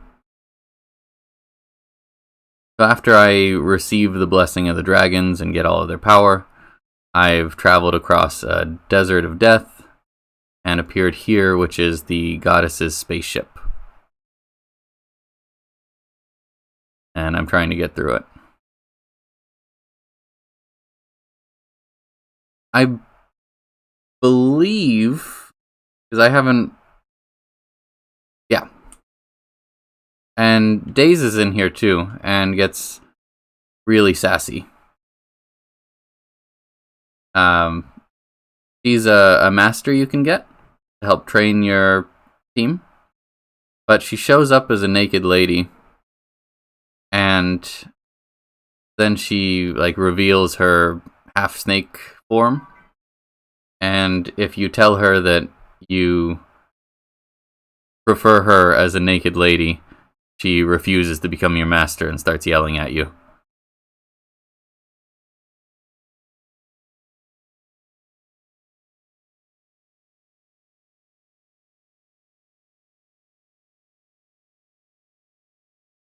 Yep, she's not in the party this time. In 4, she kind of joins your party. This one you have these 3 guys. The dog-eared girl with the bazooka that I had, Momo. Nina, of course. And Gar, which is one of the guardians of the goddess. And who's basically a beefy, demon-looking guy with a spear.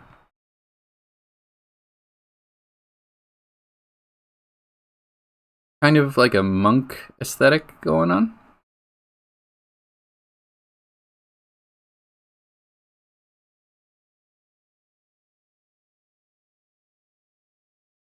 I've never really understood this game.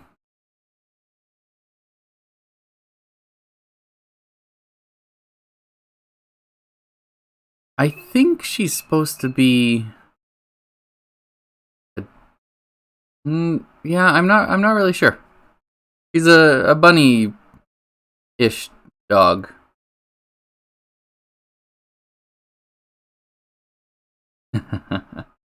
I mean, it can't be a Breath of Fire game without that.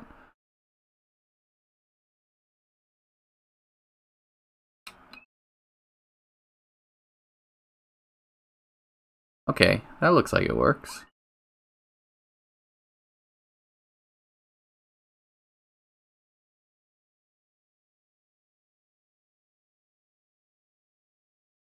My friend sent me a message at like 7:30 in the morning, right after they'd woken up, with a question that I think revealed a bit more about them than they intended. But the question was, why does it look like kangaroos are just straight furry porn? Or straight up furry porn?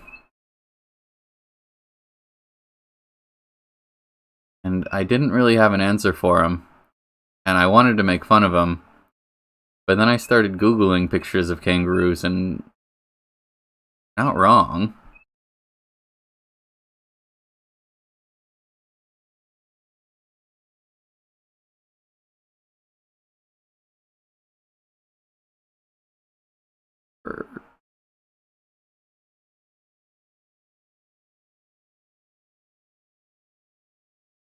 Roker, do you remember how to solve this puzzle?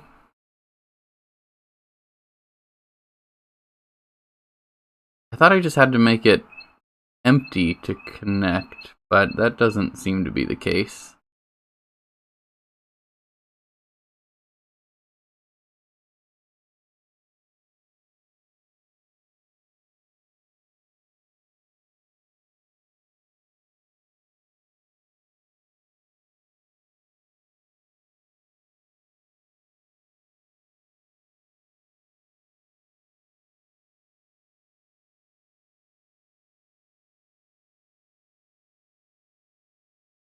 Ark, I don't believe you. Yeah. Got the pluses and minuses.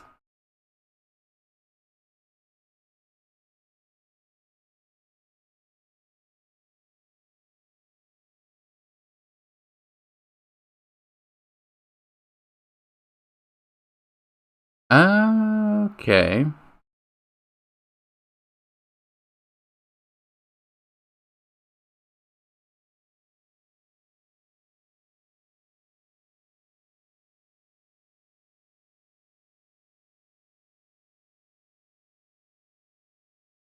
I can get there.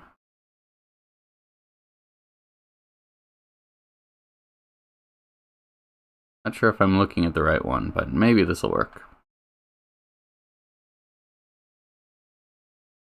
I think I've always just looked up the solution to this whenever I do it.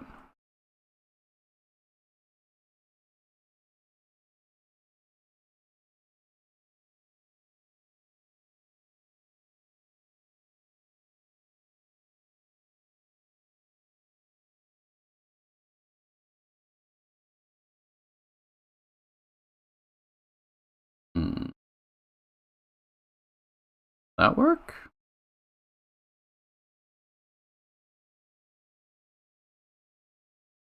Let's see.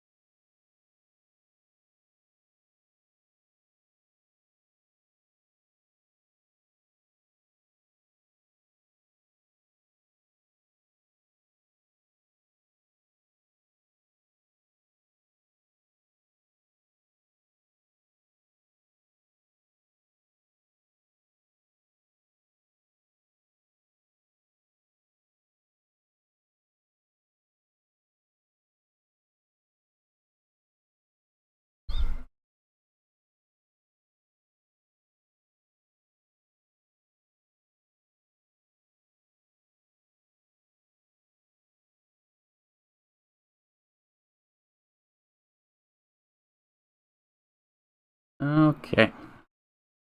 Hopefully that's the right way.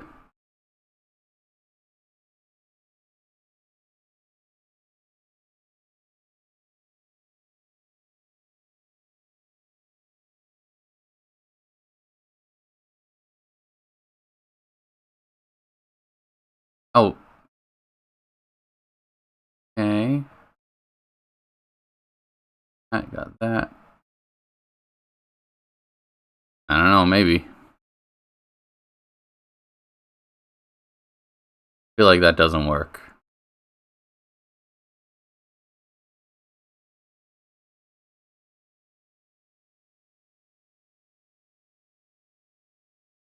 Oh.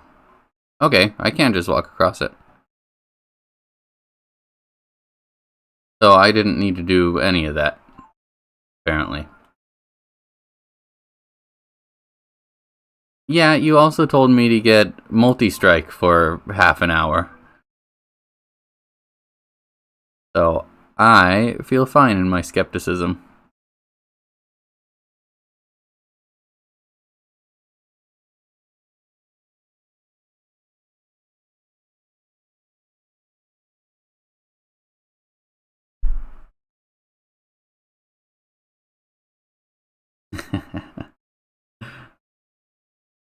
That's true. I'll give you that.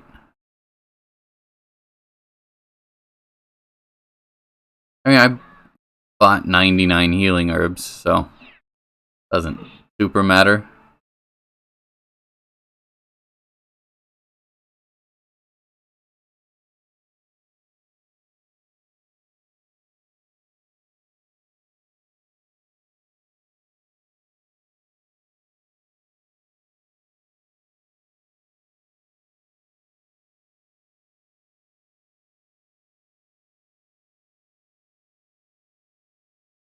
Oh yeah, in here somewhere, isn't there?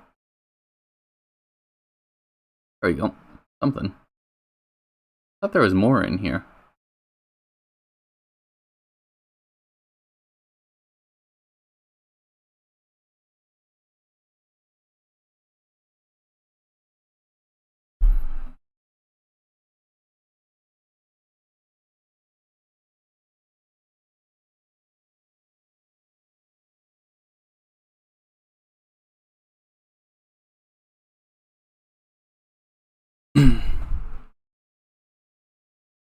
Of course. Get blind right before your turn, Ryu.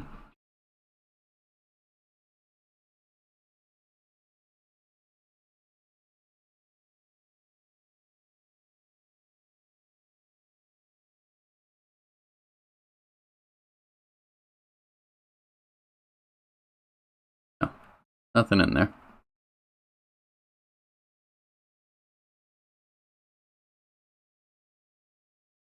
I have to use the restroom, so I'm gonna put this on charge. But I want to try to steal the ring. Next fight, I'll go to the bathroom.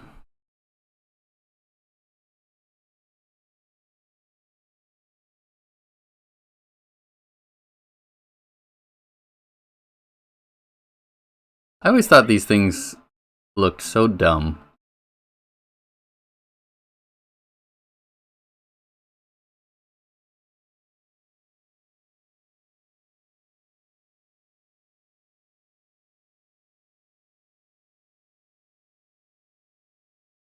apparently they're very fast.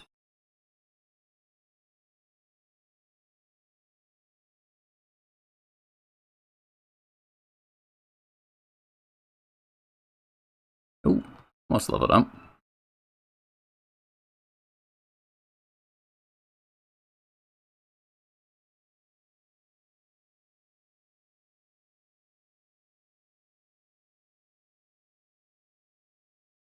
Did I accidentally go the right way to the boss?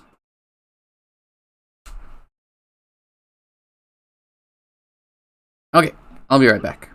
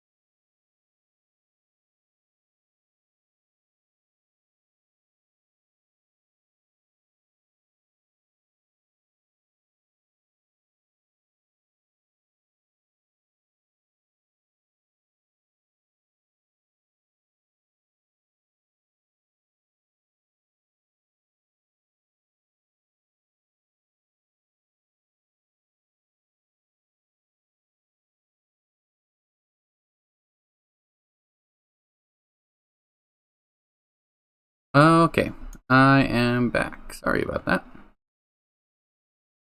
My controller. And everybody leveled up. Kind of shit levels though.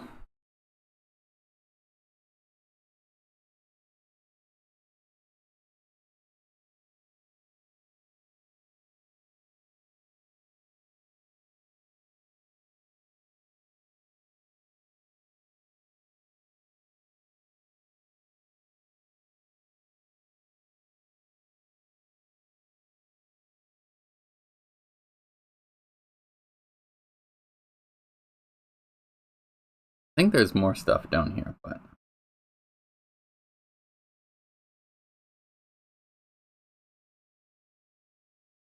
Is that an upgrade for Ray?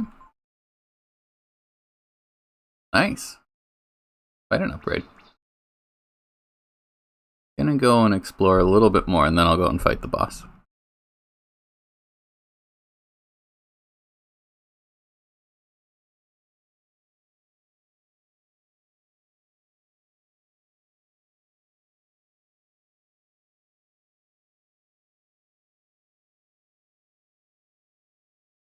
If I get anything from these guys, they normally drop good stuff.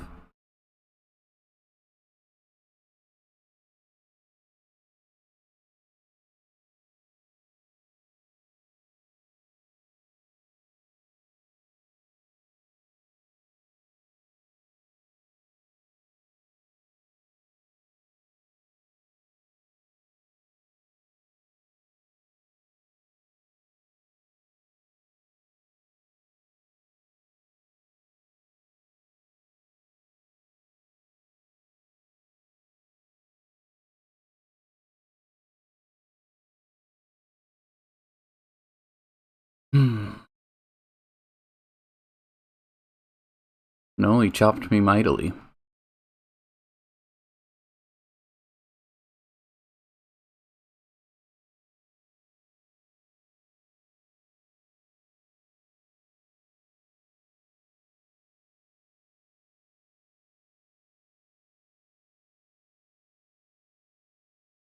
Oh, there we go. I was right.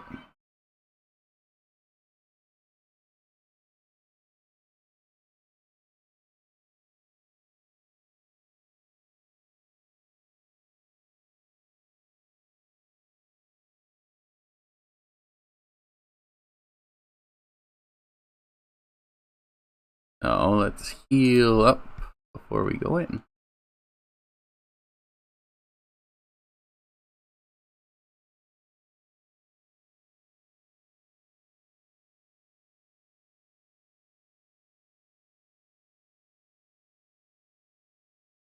Hope it's not the lizards or the newts. Drakes. What it is. And it was. I think I'm 2 for 2 on not wanting things to happen and having them come immediately to get me.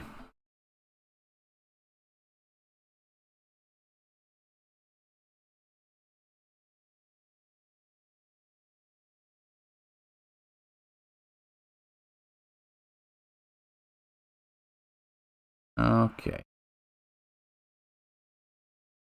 This mean looking guy.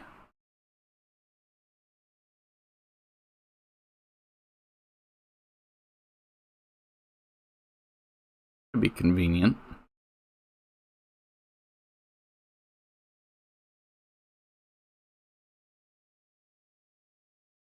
Okay, I guess it's not.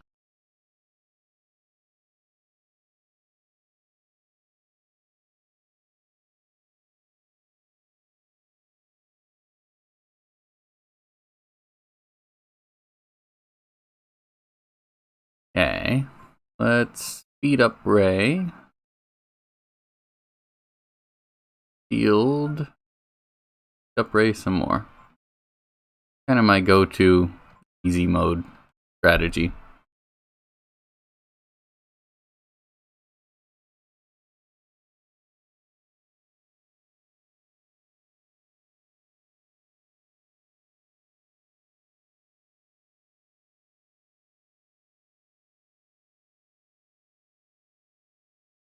Ooh, that much on Peko?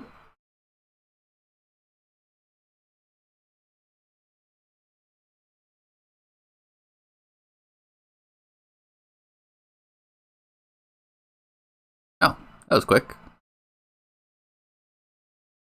Speed, because if it's that... Okay, he should be able to get Ryu up to an EX turn pretty soon too.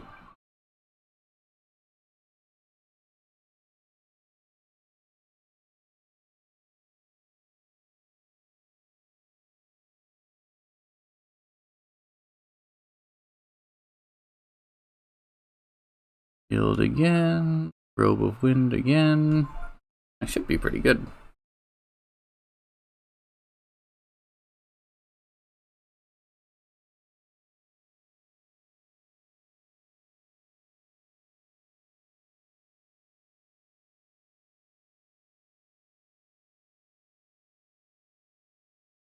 Nice.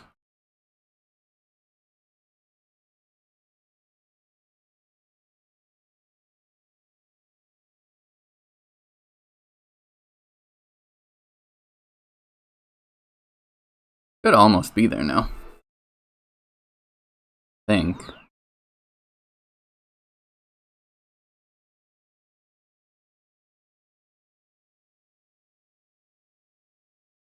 One more shield. One more Robo Wind.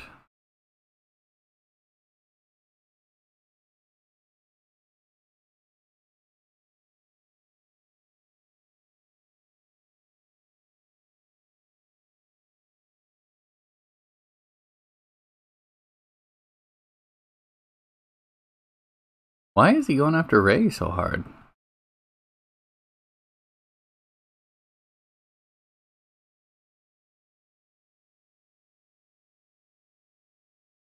I steal anything from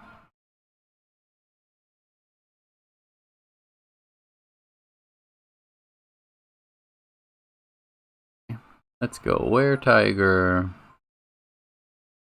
Influence. Focus.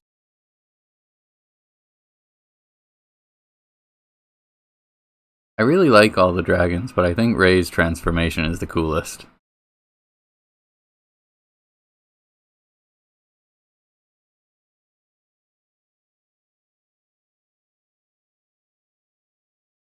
Yes, sir.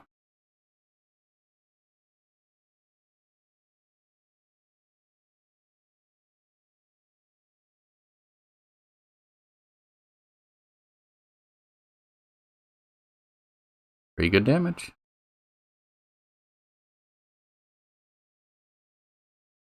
And horse and gross.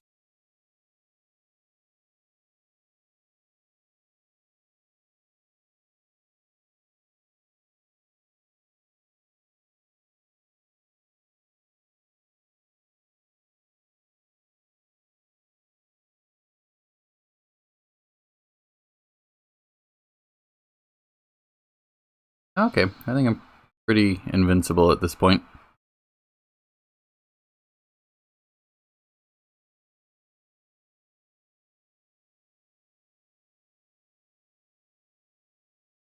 Shadow Walk.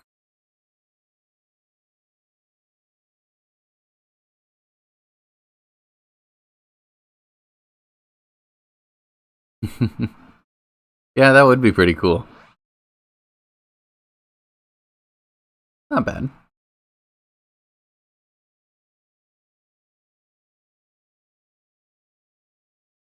I still think not being able to play through Teepo's story is the biggest missed opportunity of this game. Oh, what? Does influence have a time limit?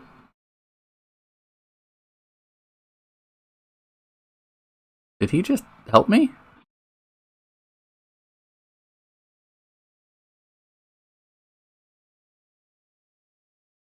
Okay.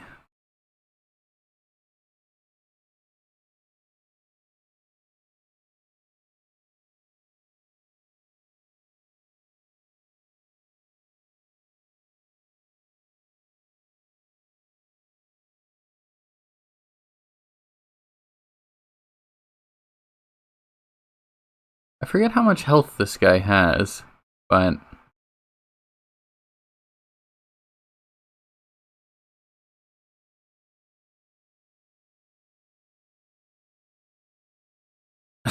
I would be okay paying for Teepo DLC. I don't mind DLC if it's good, but it has to be worth it.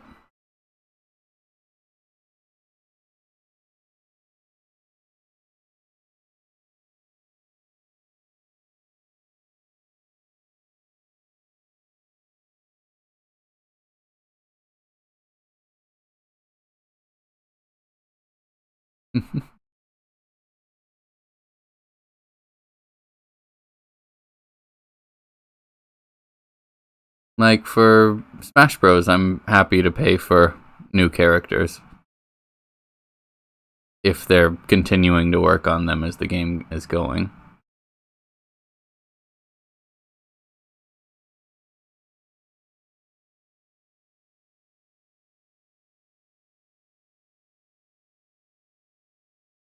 Okay, I'll need to get Momo back for that.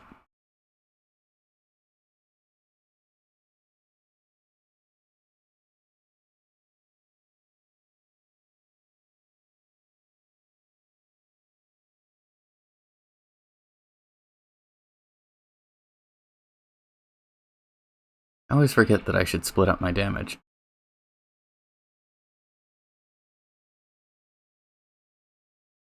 That's good.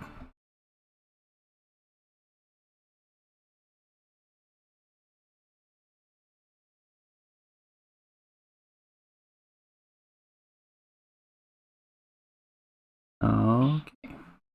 Almost killed it.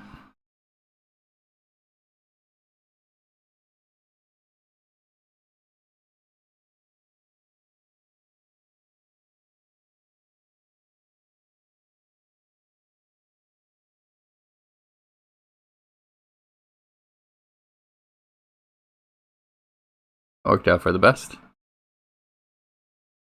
Echo didn't murder anybody in my team, and didn't take much damage.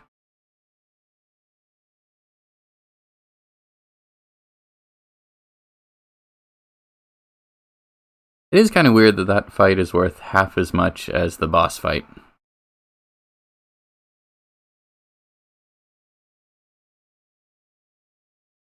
And shield, dragon shield, dragon helm. Nice.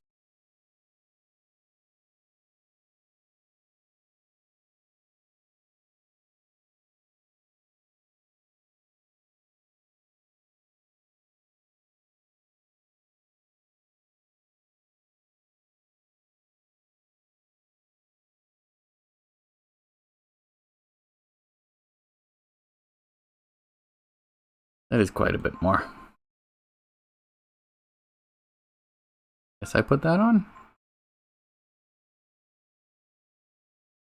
Uh,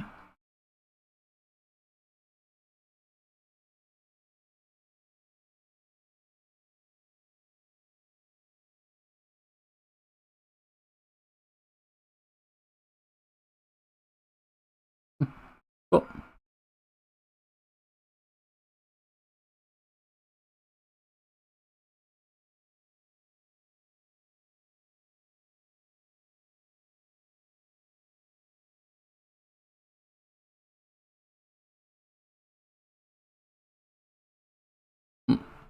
Give me 1 second.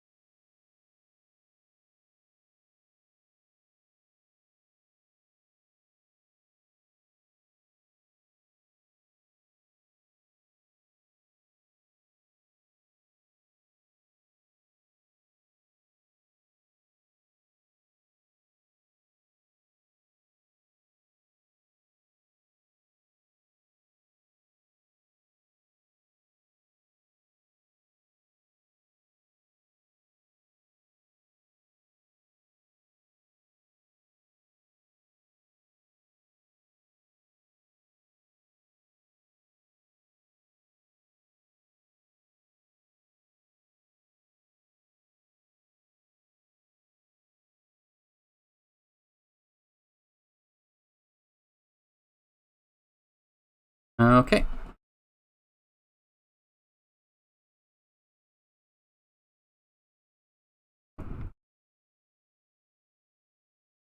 Now I go switch party. Change to Momo so she can kill all the flowers.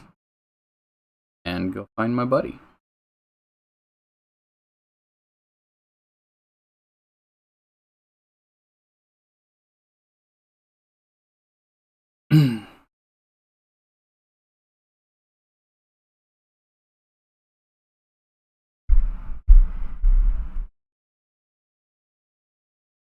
I was right at the door.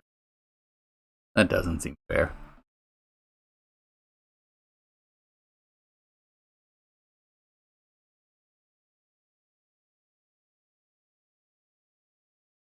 Ooh, I got one finally.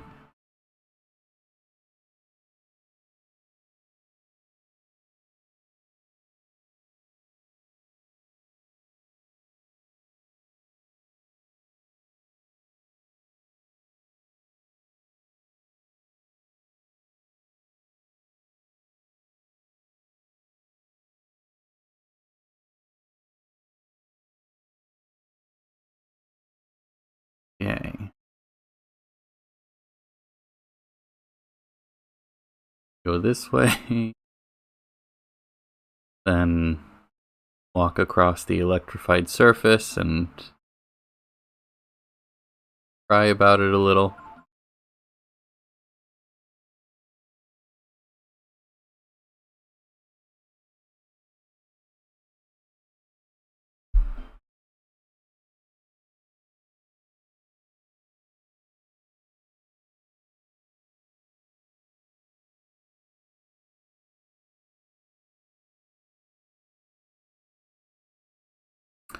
I do think that the lizard man model is one of my favorite in the game.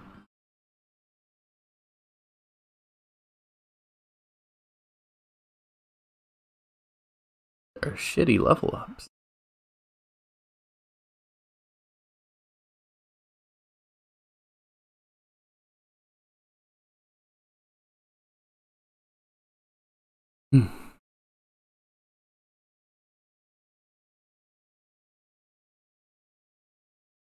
Oh, cleared now. Cool.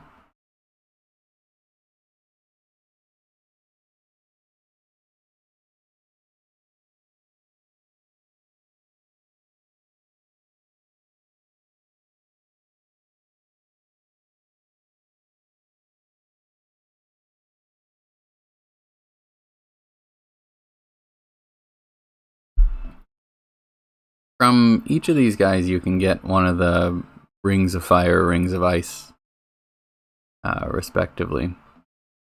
And I have so many ways to block fire damage that I really want to get another ring of ice, just in case I need it. But then Peko crits. Oh, never mind. Not getting it there.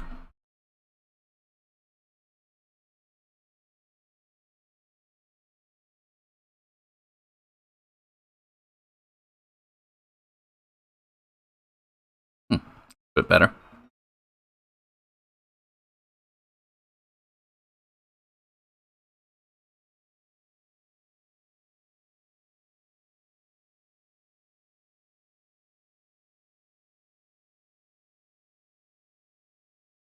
Did I go down? I forget.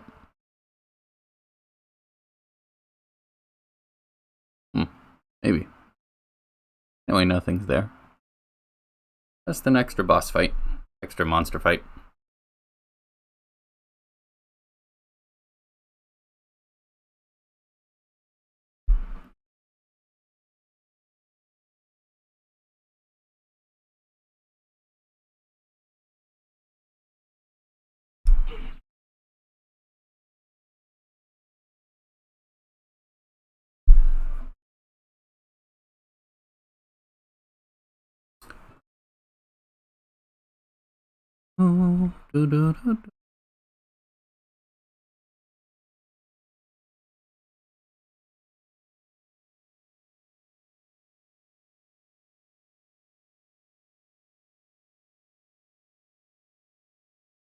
I get that this is like future tech, and so that's why it's not everywhere, but I wish there were more instant heal. Oh, there's a treasure chest.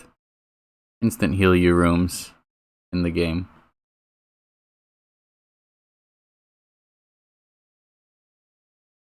Did I get it already?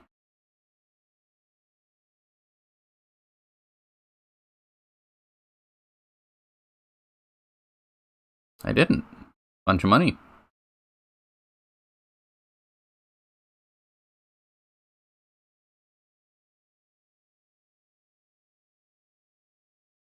Might as well see what he has.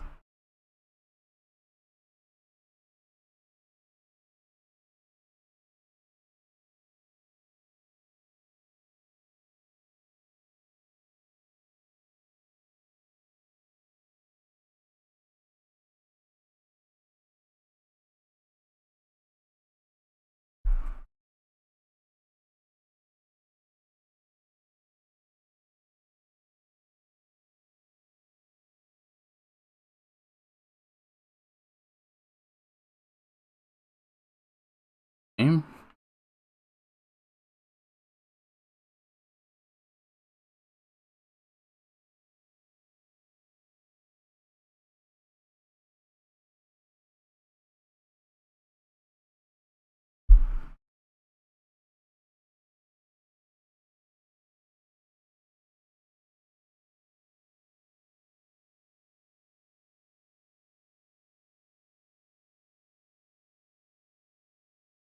Yeah.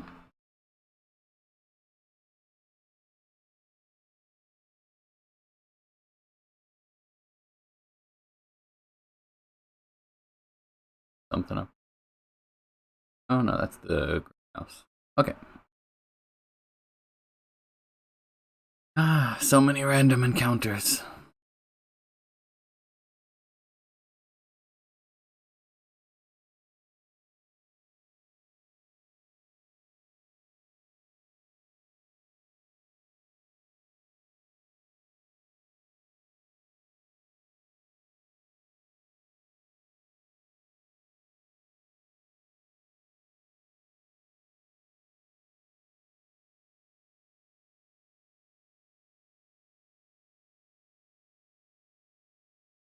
Why Siphon doesn't wake you up?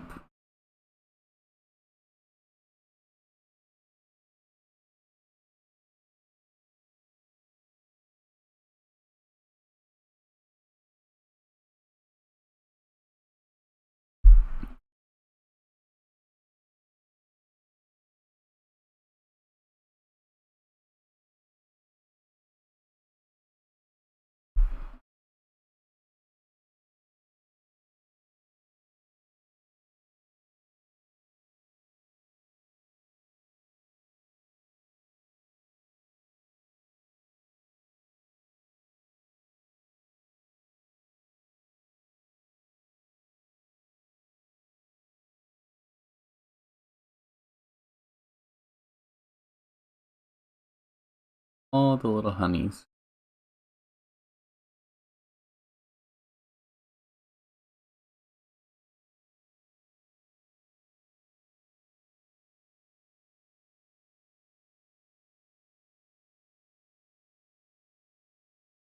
Way weaker.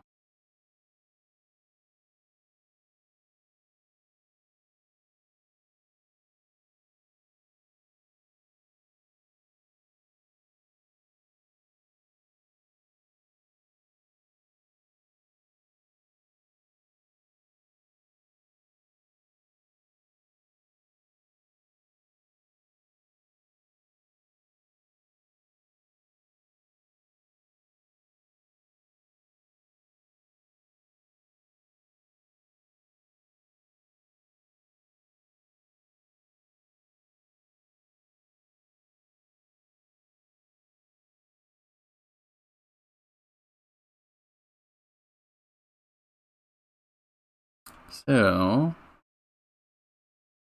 I'll go for once.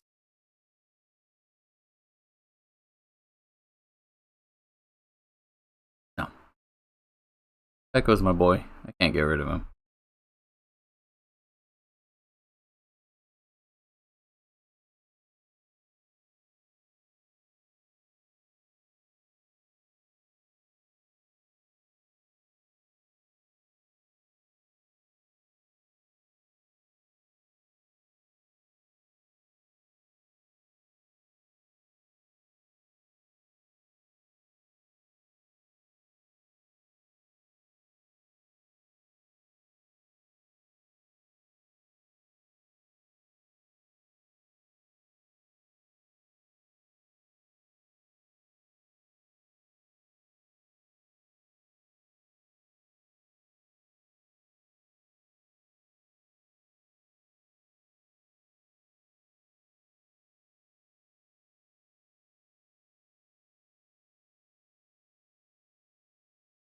with my arm? Yes, it did. Or goes back to the front.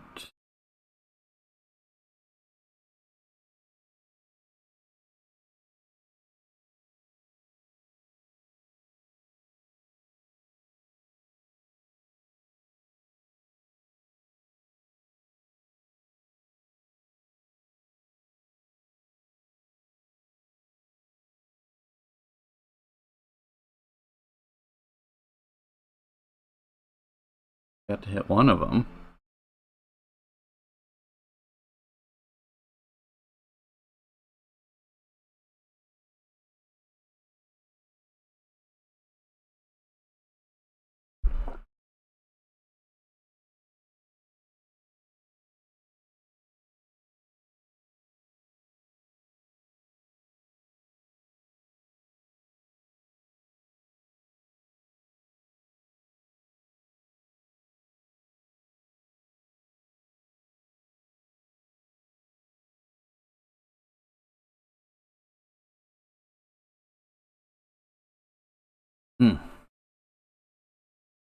If Momo dies in the first fight that she...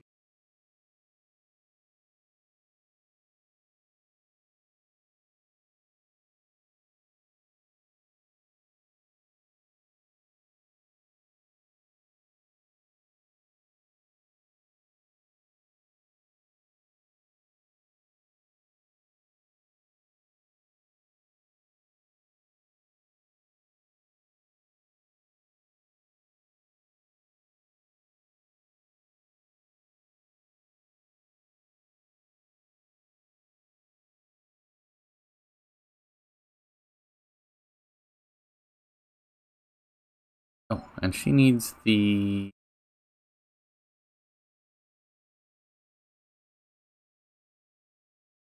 I still don't know what he shells are supposed to be.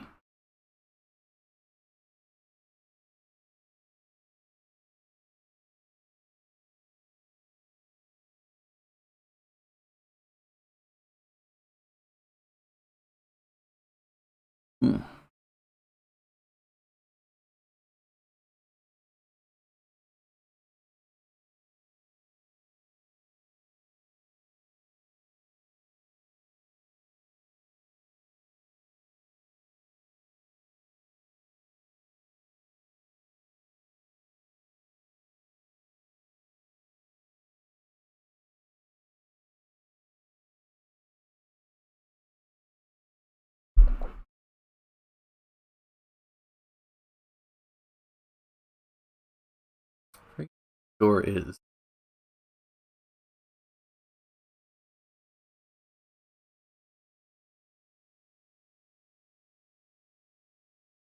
G, no.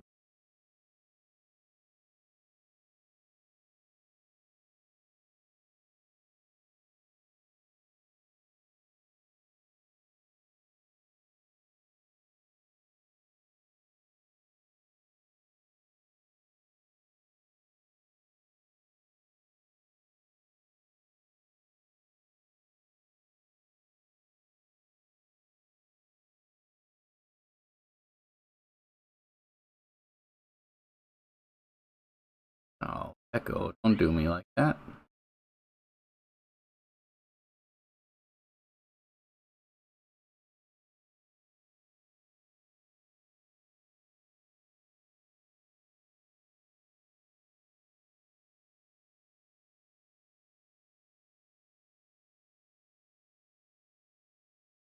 Coming up. I'm pretty sure.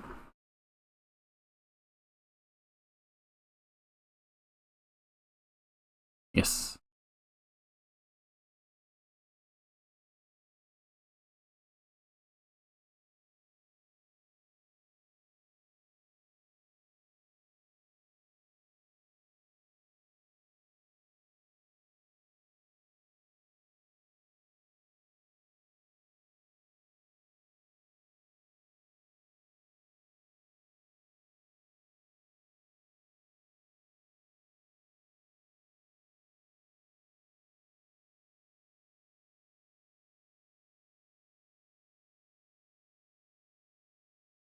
That was quick.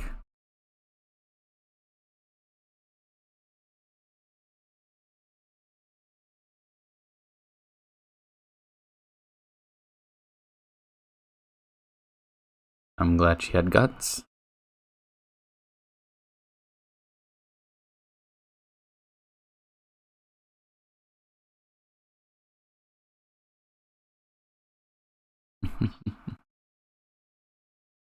Okay, shoot the plants. There we go. I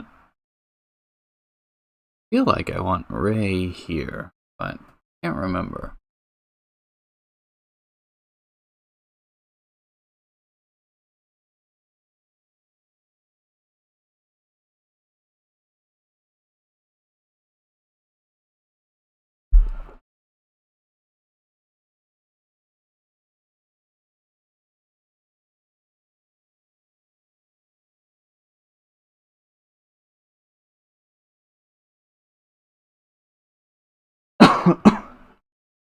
Hmm.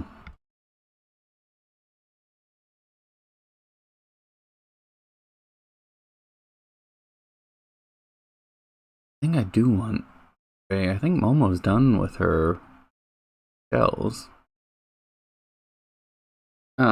I will be right back.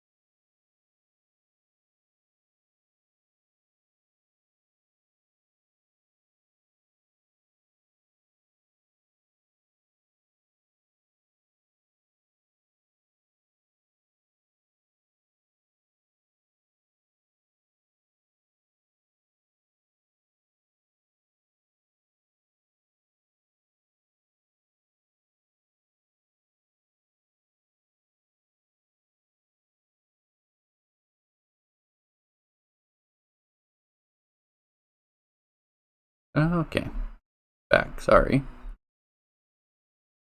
The child's bladder strikes again.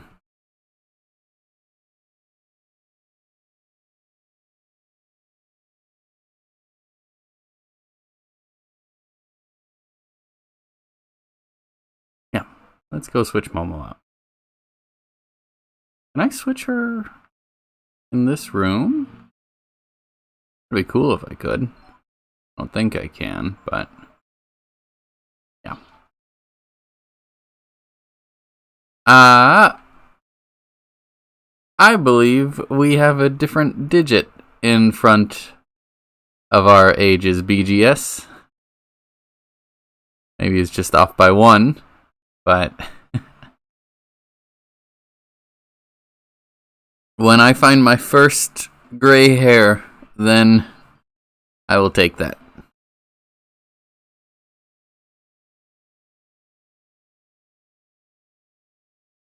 It did really hurt writing 30 for the first time when I had to submit a document for work. The way they do it here for the health check is you have to write what age you will be in the coming year. and my birthday's in June. The health check was in February, but I had to write 30, and I was not emotionally prepared for that. Yeah, I think hair-wise, I'm probably gonna be okay. My grandpa had hair till he died on my dad's side, and my dad has a full head of hair, and he's 68, almost 69. Or not almost 69, but this year he'll be 69.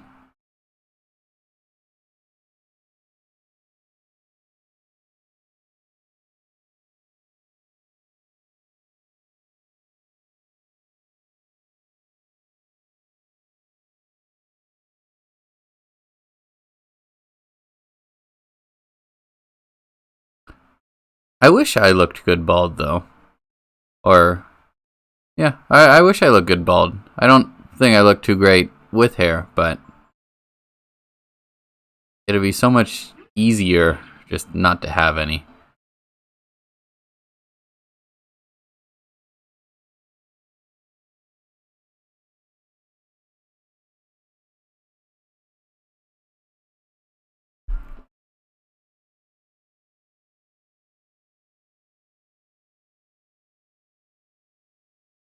I have a buddy that used to live here, and he went back to England in July, I want to say.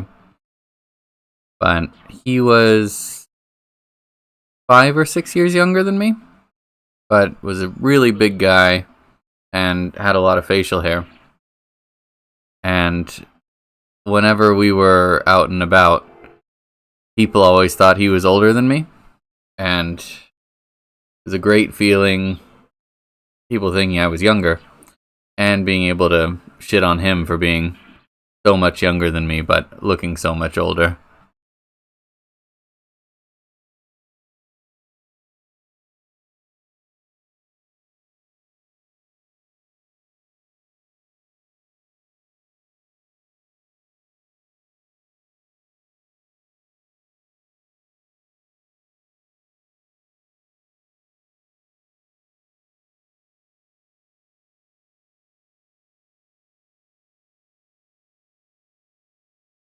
Wish you could move on the escalator.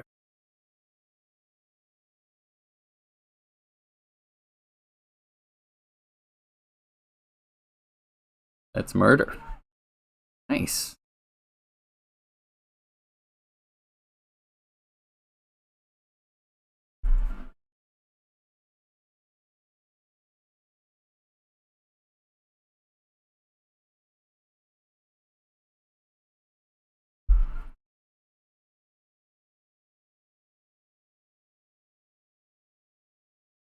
Not a bad level up. Don't really need intelligence, but I like the agility.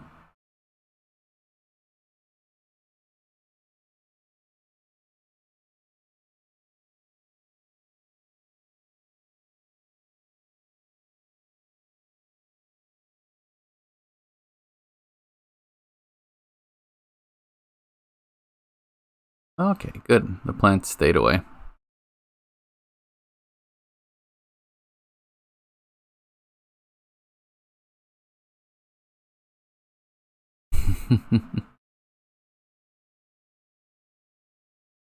Oh, I see what they're doing. I guess now I just murder that.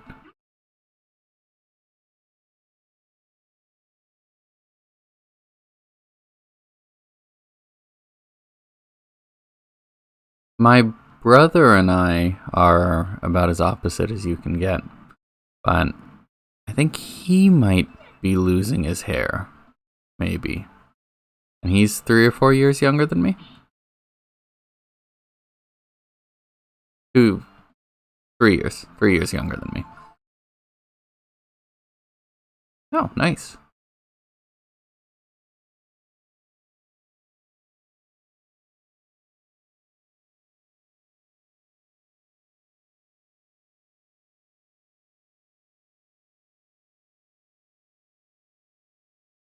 Okay.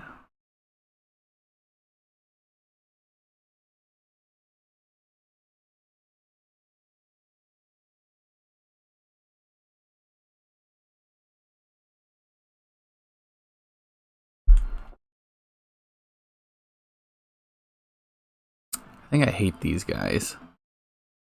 I think I might run from this guy.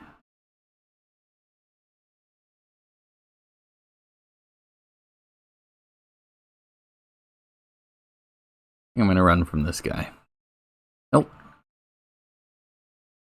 There we go.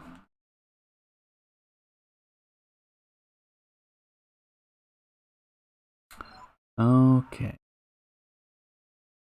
Pull up a little bit.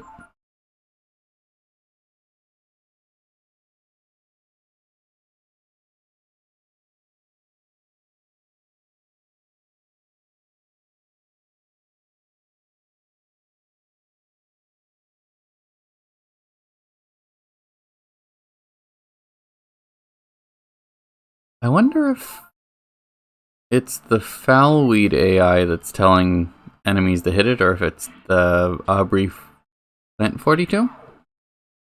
Oh, looks like it's Plant 42. The Venus flytrap looking monster. There's another version of it called Aubrey or Audrey. Aubrey? Either way, it's a Little Shop of Horrors reference, and it always made me giggle when I ran into it for the first time.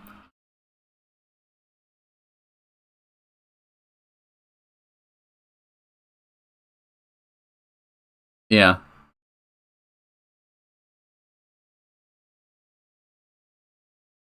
Is it Aubrey with a B, or is it D?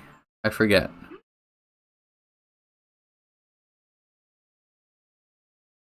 Hmm.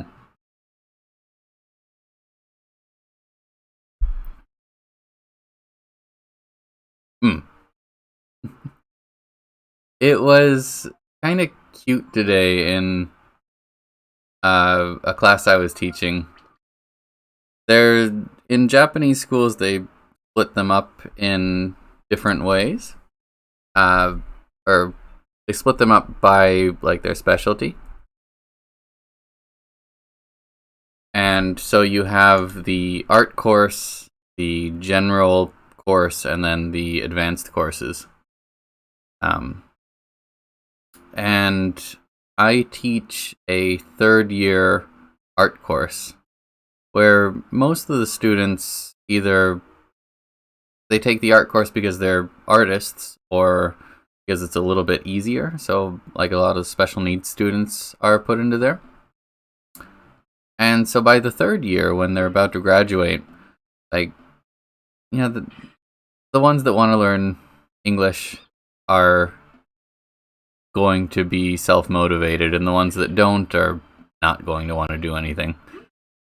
And that's fine at the end of the day. You know, you can't force somebody to do something. But there's one student, I always just call him Art Boy, and he is so sweet. And I don't know if he's gay, but I kind of think he is. And I want to be as supportive as I can, because Japanese schools are kind of awful for anyone that is not just heteronormative and, you know, extremely fit to the mold.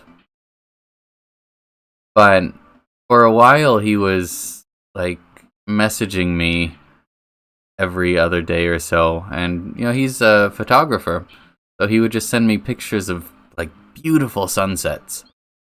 And no, he's my student. I have no interest in that. uh I try very hard to maintain that respectful distance, but I want to make sure he knows if I support him, whatever he's doing. And so I want him to know if he runs into any issues, or if he does need to speak to someone, that I am there for him. And he's just a sweet kid in general.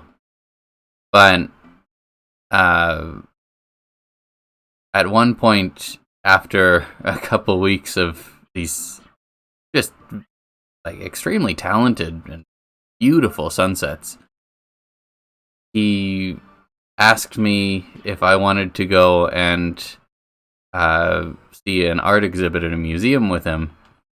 And at that point, I had kind of a ethical dilemma because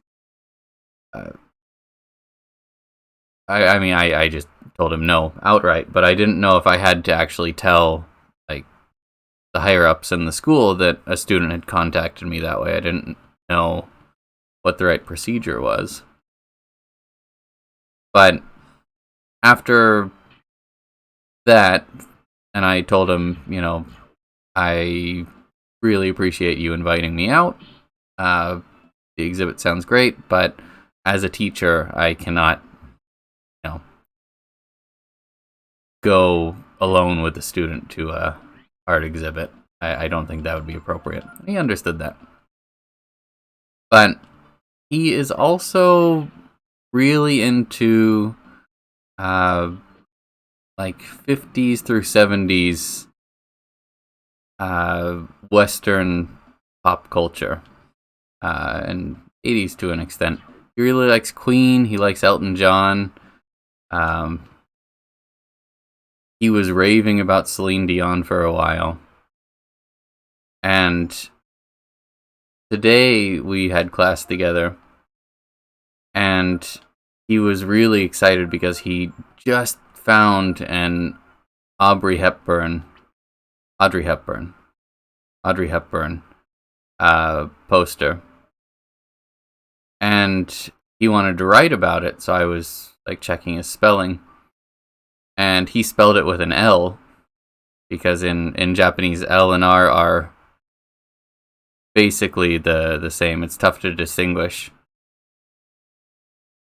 And I told him, well, no, it's an R. I said, well, no, on this poster that I just spent a bunch of money on, it's an L. I said, well, was it a poster made in Japan? And he looked down for a second, and it's like, yeah, I think so. Okay. I think I know more than this Japanese company that has made the poster.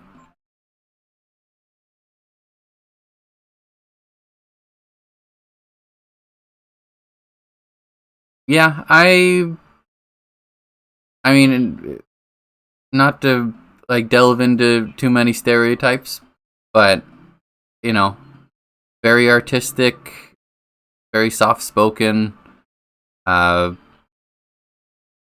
sending his male teacher lots of beautiful pictures and then asking him out. I would be happy to take the bet that he's gay. The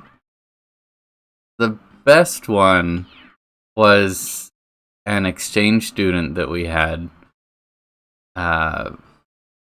He was from northern New York, I think. And he was an extremely conservative gay guy. And I think that he hadn't been like around accepting people before, because I think his entire town was pretty conservative. And he was asking me the best way to learn Japanese. I told him, like my professor in university said you should just get like a Japanese girlfriend, and then that's the easiest way for you to pick up on a lot of stuff very quickly. And so I told him that. Said, oh, Ryan, I don't think that that's going to happen. I didn't understand what he was saying, so I said, oh, no, man, you're awesome. Like, you seem like a cool dude. I'm sure, if you just go and, like, talk to people, they'll be friendly, they'll want to hang out, you won't have an issue. And then he looked at me, grabbed my hand with both of his, said, oh no, Ryan, I'm gay, but I'm not hitting on you.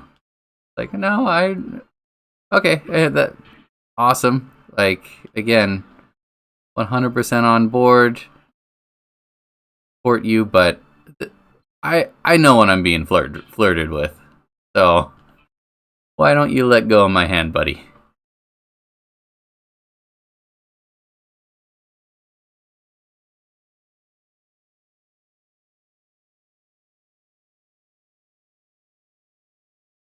Phoenix, the French band?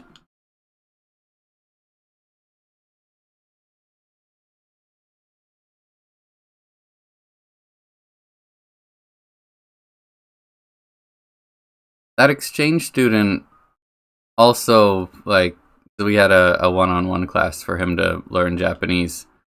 He also,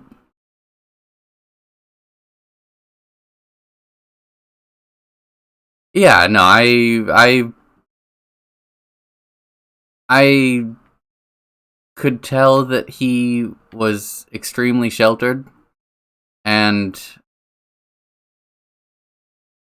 for my exchange students specifically, uh, because I am in a very small town in Japan, and most of them come through Rotary, so they don't actually choose to come here. So most of them don't speak Japanese, and so they're extremely isolated. I make sure to tell them, you know, look, I have certain legal constraints that I do have to follow, but at the end of the day, I want you to know you're not alone here. So if you are ever in a situation that you don't feel safe in, or you need some kind of advice, uh, you can come to me. I will talk to you. I will come and get you. I will make sure you're safe, and then we'll figure out what to do from there. So I make sure all of them feel uh, they are able to talk to me about that. But he was quite a character. One of the one of his issues was false rape accusations against straight men, and I never really got an answer as to why he was so concerned about it. But like, the fear of straight men being falsely accused of rape was his basis for uh, disliking women and like going total red pill kind of stuff. And it was just very. He was a complicated guy.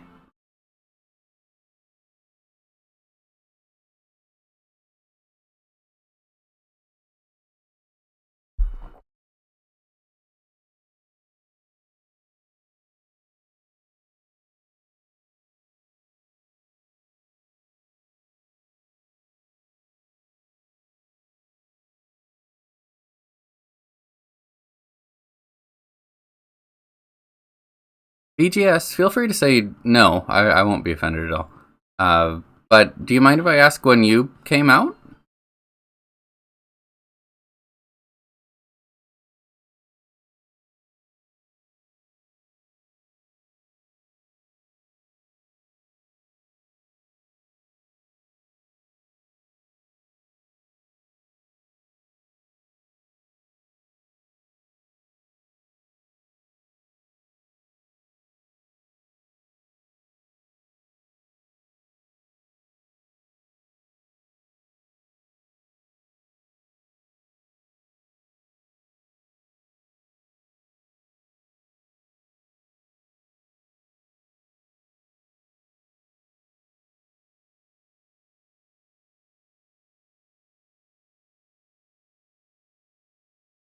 Yeah.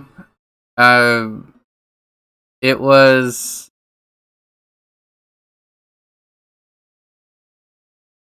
It was tough as his teacher, but also uh,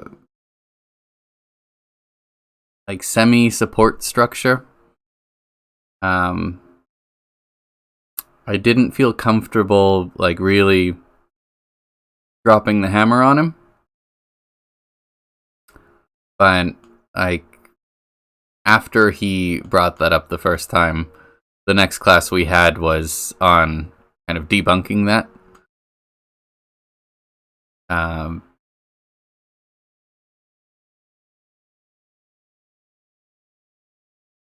oh, sure, and I appreciate that, but I still would want to ask and make how to say it properly. Not put any pressure on you to need to answer.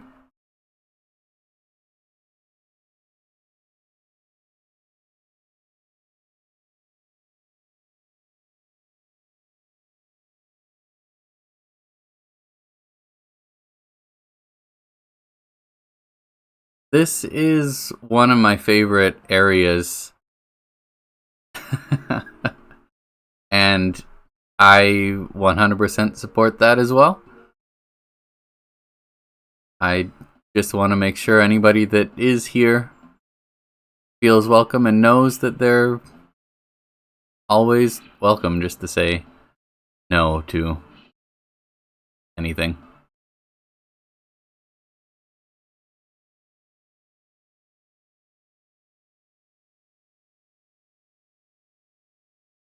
Did you get this far when you played?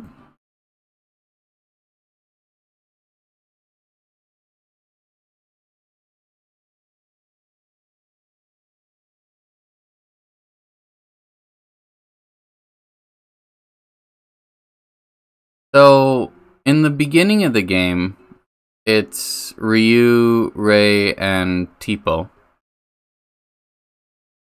And then, after you piss off the wrong people, these two horse gangsters come and burn down your house and murder your friends. And then you wake up alone in the river.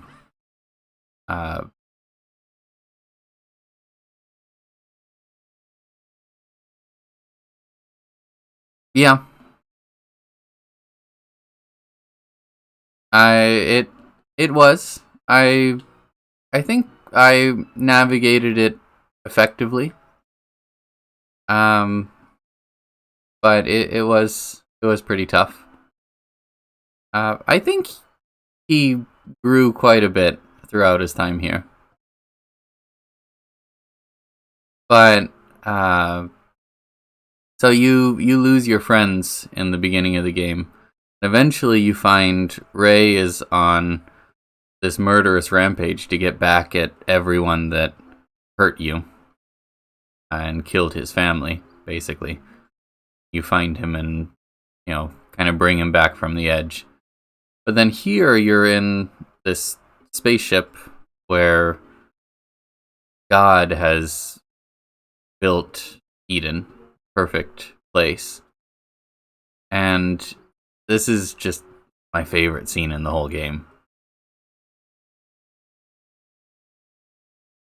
After this whole time, this whole quest that you've gone on because your friends were murdered, you find your long lost friend in paradise. But they really play with the idea that it's also a cage.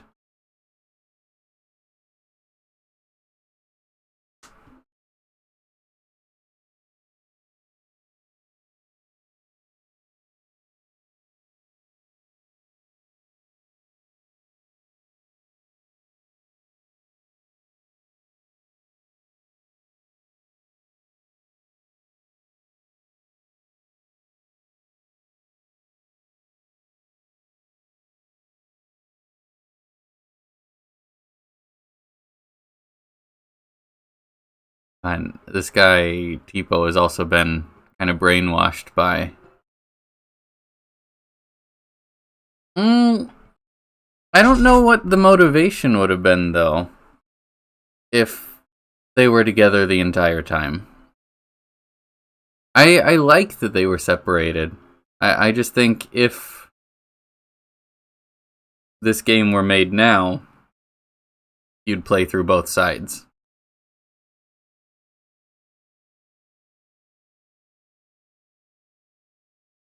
Because I wonder how Tipo got there. And purple is one of my favorite colors, so I'm a little jealous that he gets to be the purple dragon. I guess green is my favorite color, though, so I don't know why I'm complaining.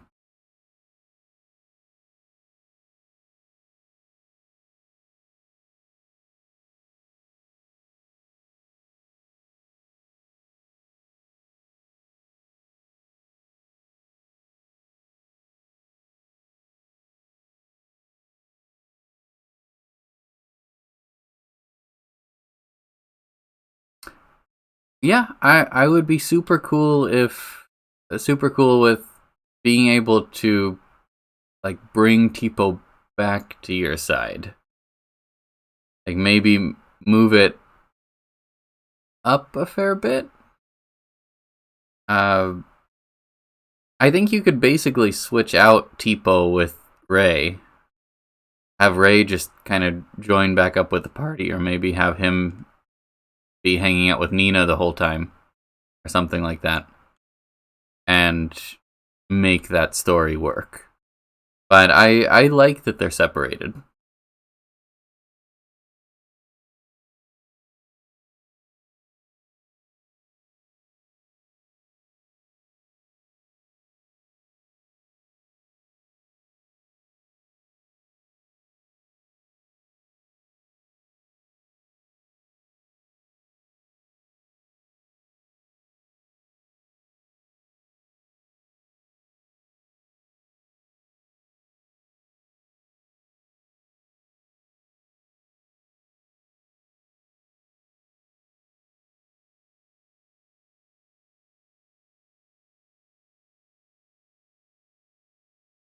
Mm,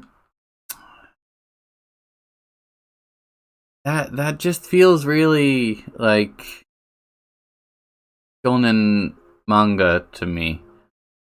Like there's not really a arc. Then it's just up and up and up and up and up and up. I like that they fall back or they keep getting captured or things like that.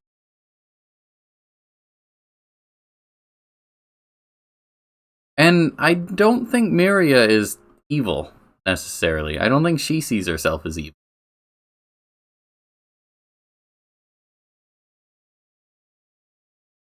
And like the dragon elder says the same thing. Like, yeah, the dragons could have destroyed the earth if they wanted to. Uh, so I don't know.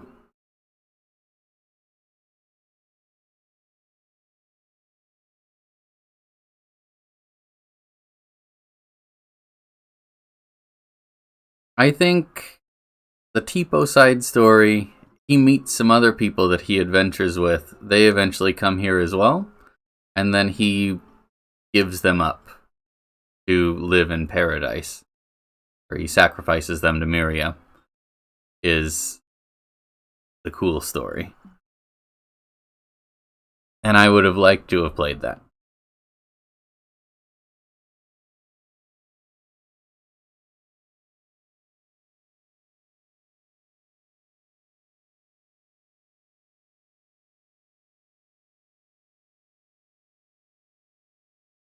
I'm gonna be right back before starting this area.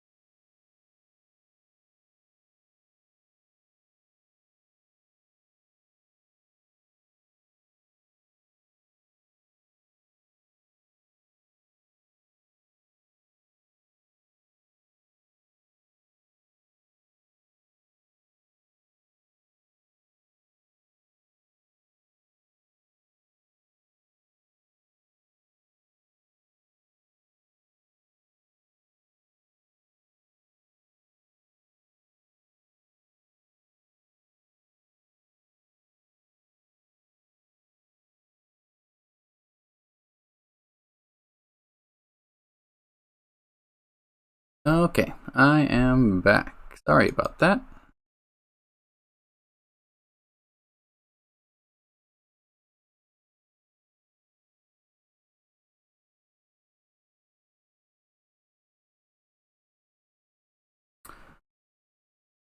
I do like Tipo's outfit a lot.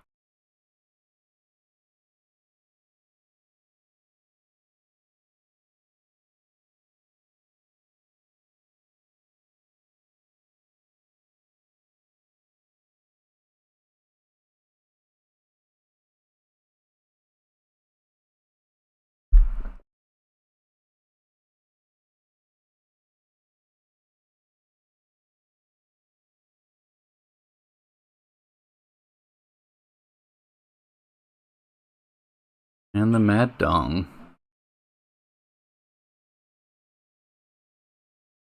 This is a pretty solid crit.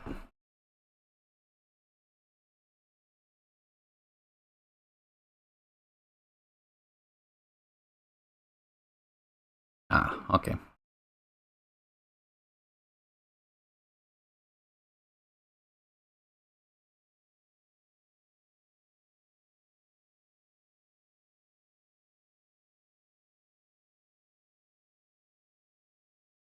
India. I would always answer yes. When I left the castle, for you and my other friends, for the first time, daughter, Princess of Windia, able to just Nina.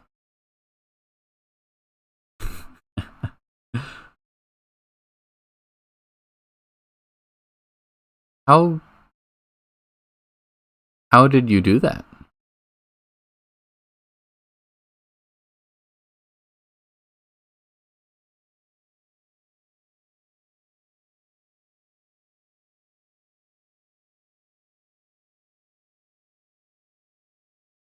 How many flash drives do you have?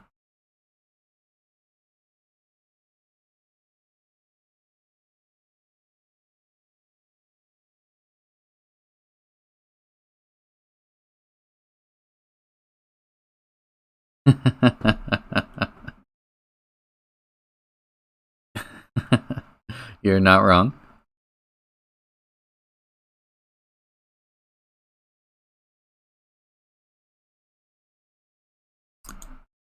Yeah.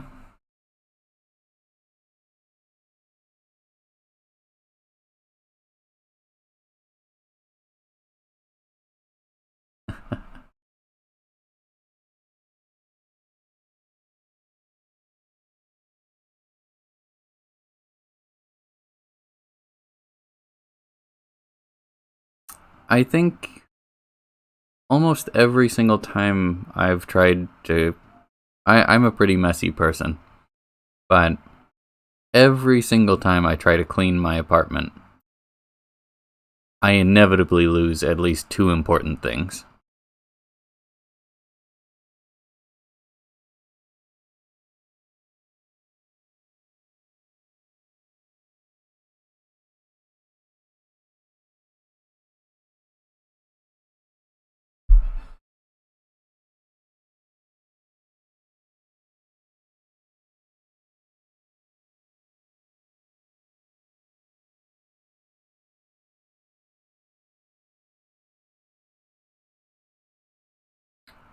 I hope you can find them soon. Was there anything that you need immediately on them?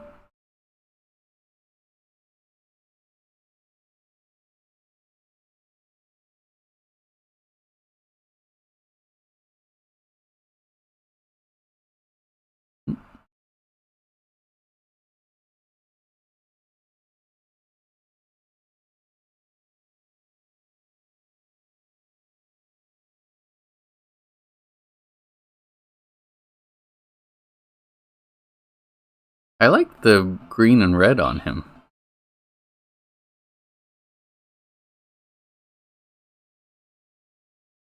I could see that.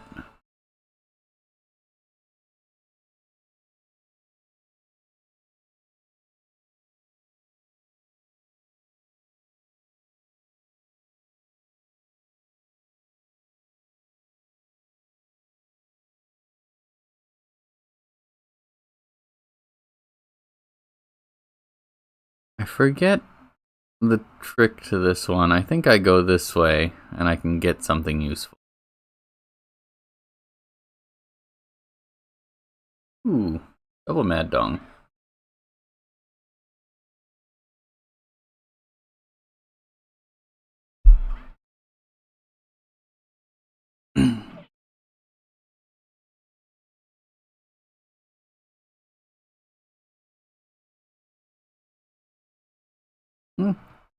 No worries.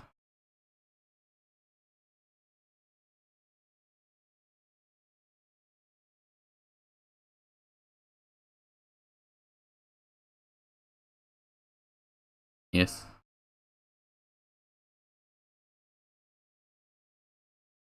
I feel like I'm gonna get fucked over here. Oh, cool.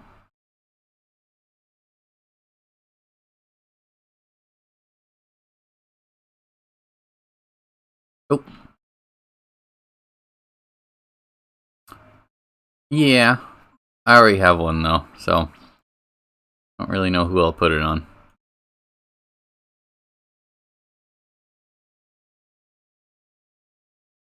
I forget where you get the spirit ring from, or if it's only a fairy item.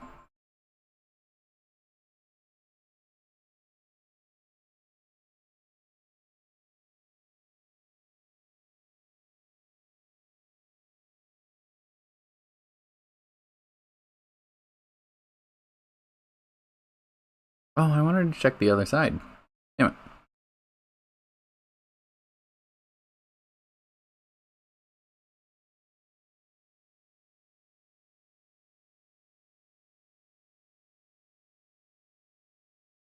Yeah, it would be terrifying with a little bit of AP.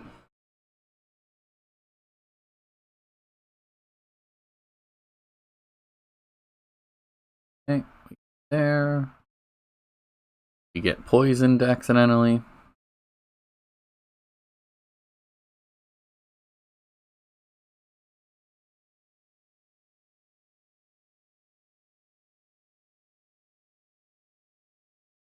There we go.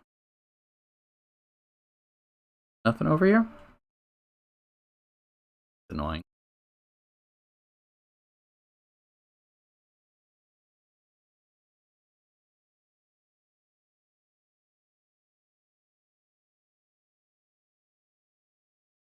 Oh, so they have enough for that. Then more annoying to kill.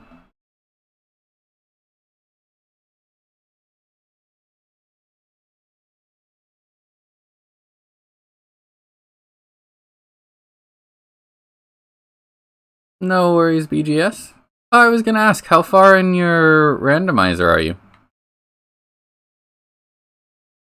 I haven't been able to stop in a couple days. Been really hectic at work. What's the last chapter?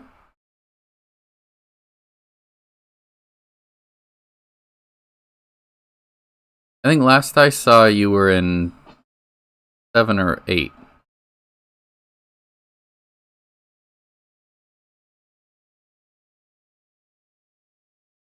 Uh, well, best of luck to your friend.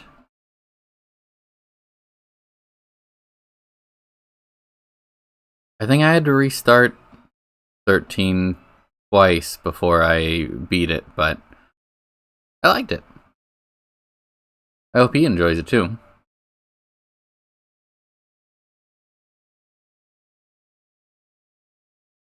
Okay, that's just a tease. I am going to beat the next 2 bosses here, and then I'll probably go to bed.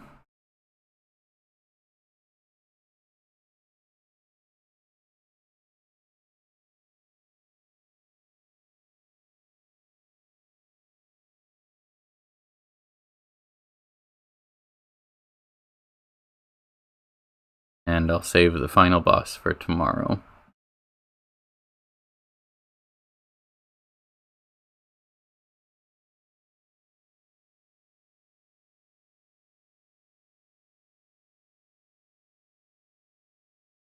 Mm-hmm. This part confused me so much as a kid. You just have to wait, but...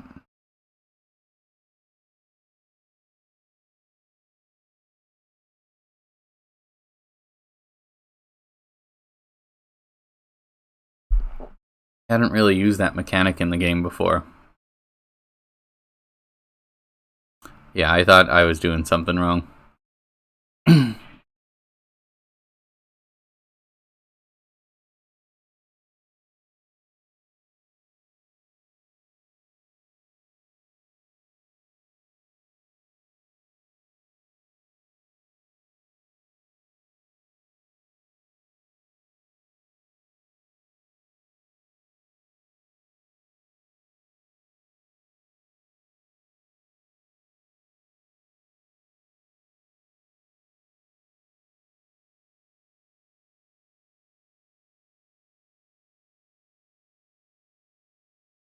Is there a way to go here? Oh, that's how I get the treasure chest.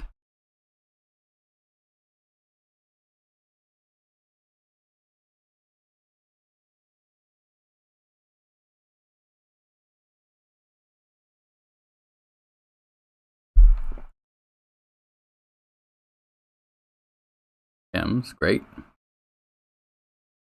When you're in the last area of the game with no merchants, that's always when you need more money.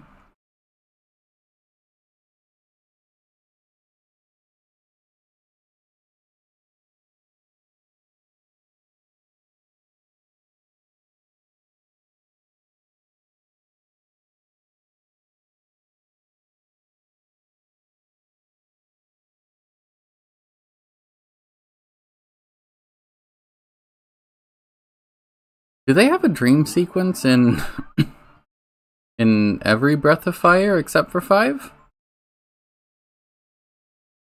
They do in 3 and 4. I'm pretty sure they do in 2. I don't know about 1 though. I think I played 1 enough to get to a dream sequence.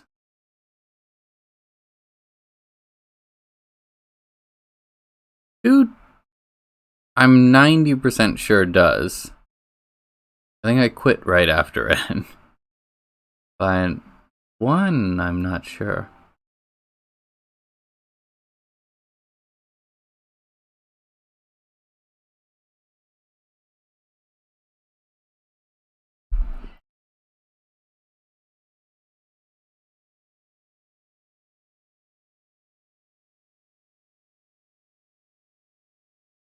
You get so much experience in here.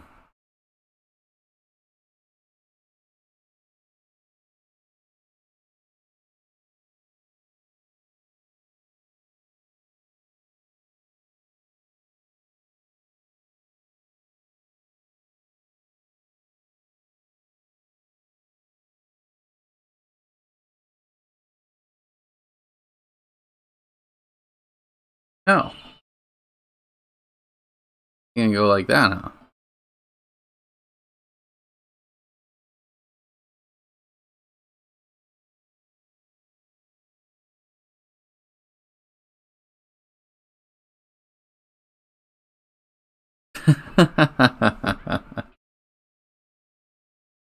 Well, at least that would make the boss pretty easy.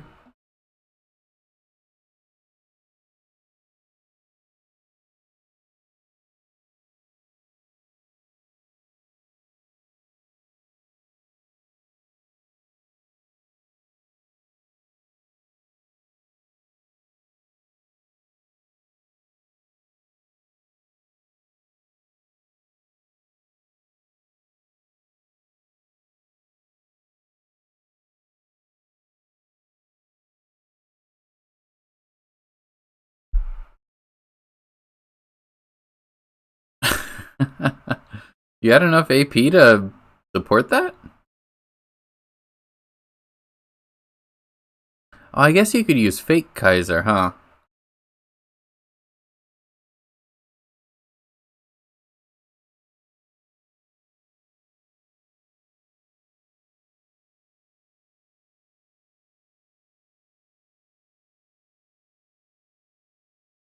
I don't know how I feel about almost killing them on every hit. See you, BGS. I'll try to stop by the stream when I'm at work next week. It was good talking to you two.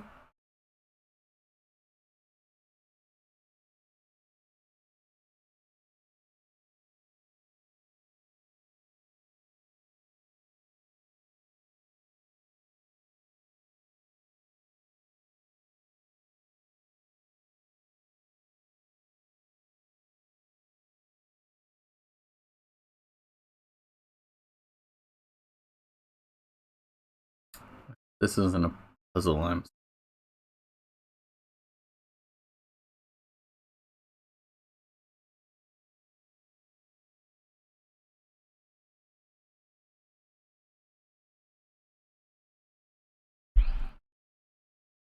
That's impressive, Ark.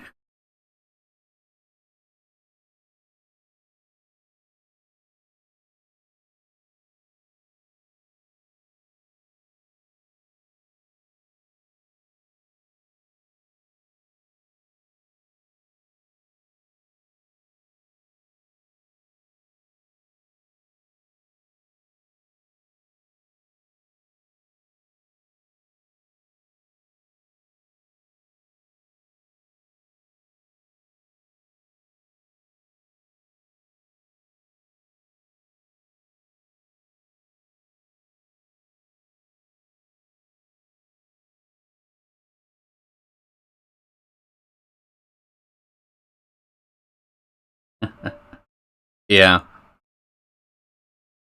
I could see that as well.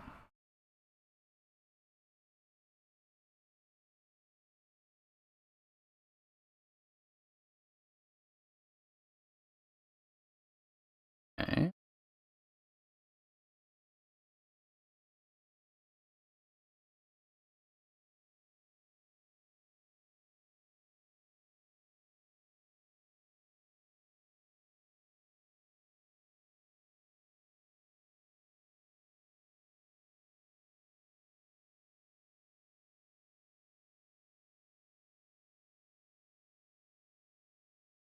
I don't know why he's gaining so much intelligence. I didn't think Maryleaf gave you intelligence. So blue to blue. I think I want to get there.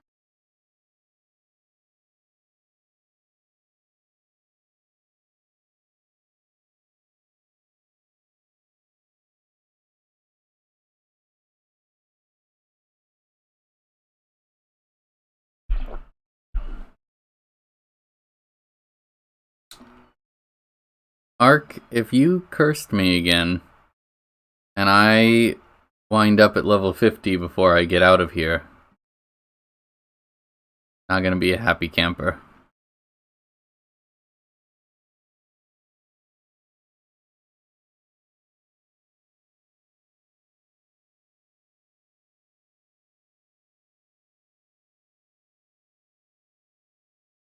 I'm gonna find a way to blame you.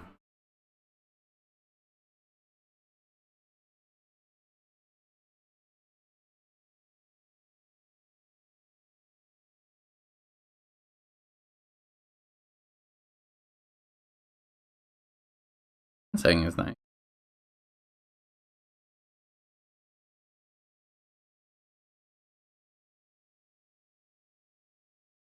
Oh, there's Gar.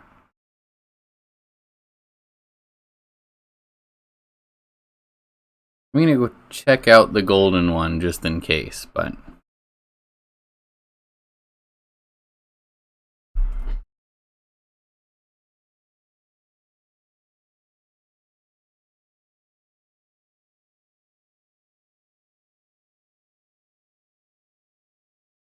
Is that a bad idea?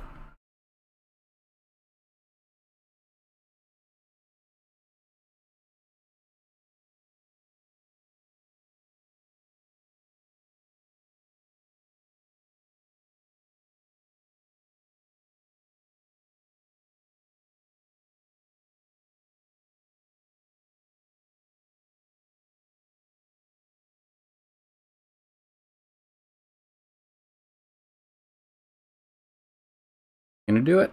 I'm going through the gold. That was a bad idea.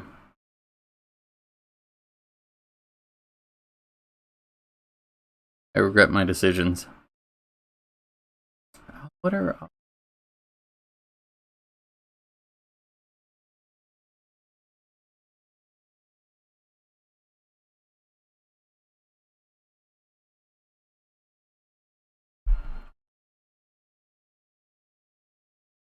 I think I was at the right area. I just wanted to explore, and I think that was the wrong decision.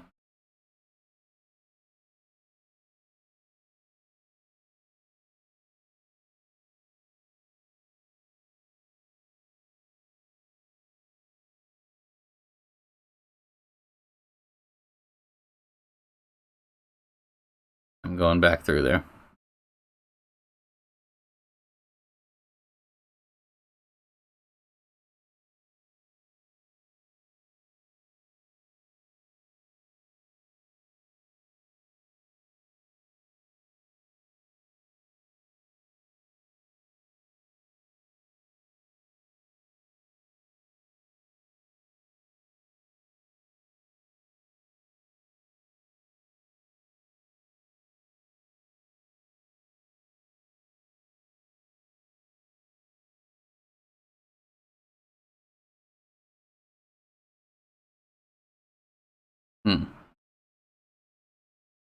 I don't know how the teleporters work. I hope gold goes back to the previous gold, else I'm going to be very lost.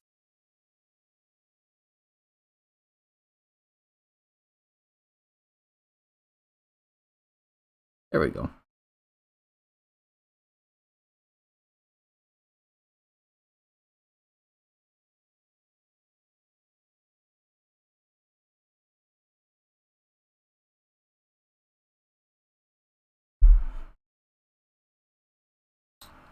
Okay. I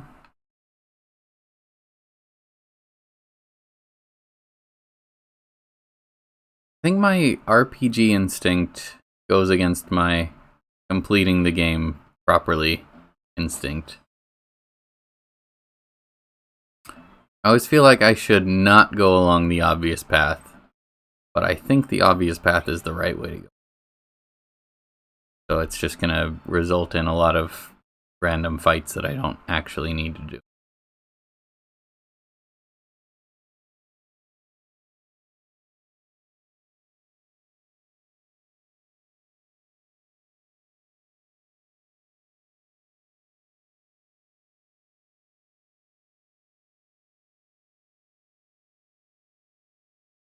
Yep, nothing there.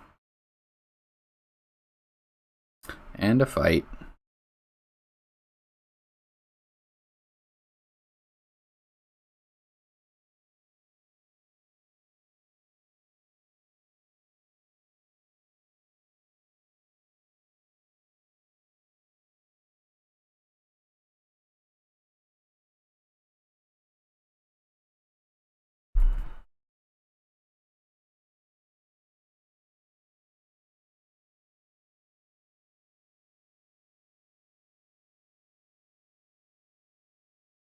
Okay.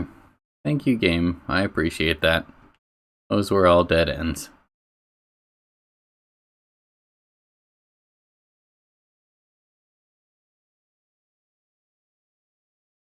Come on. Let's get through this.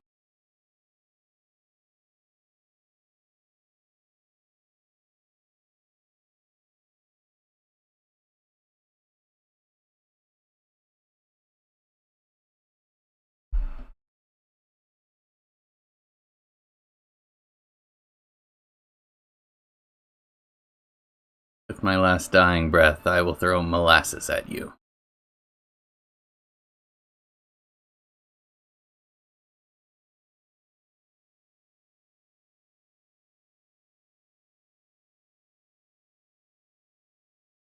Okay, great. More dead ends.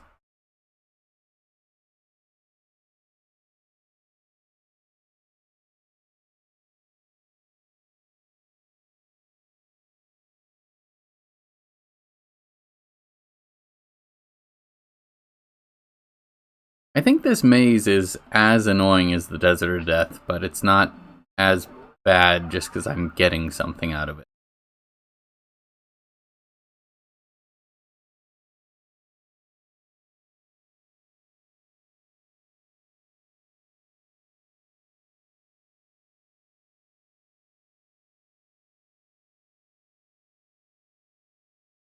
Rude. Less rude. Yeah,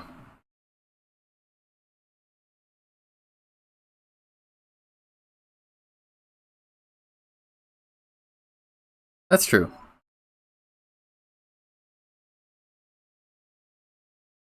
I need to watch the speed run again sometime to see like what they do in the desert.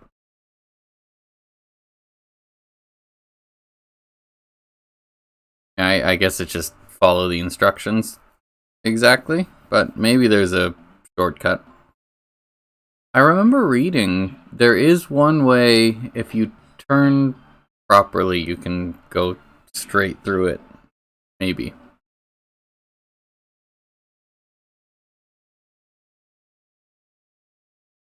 But I've never tried it. I can't verify that.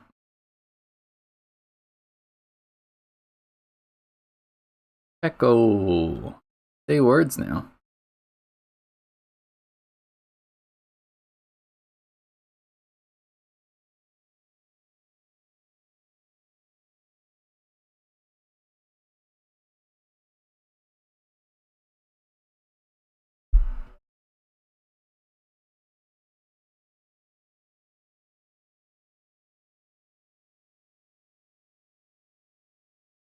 Good crit.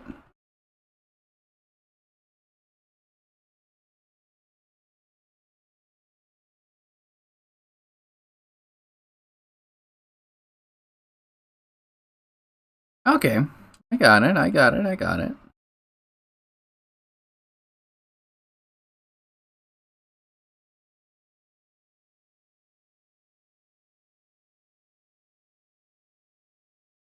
Hmm.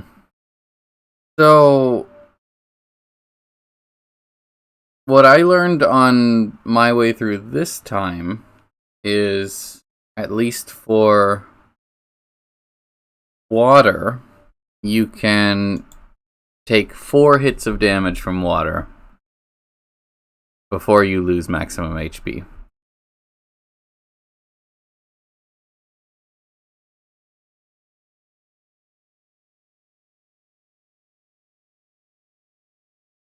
So maybe it's something like that. You go right to the limit and then move from there.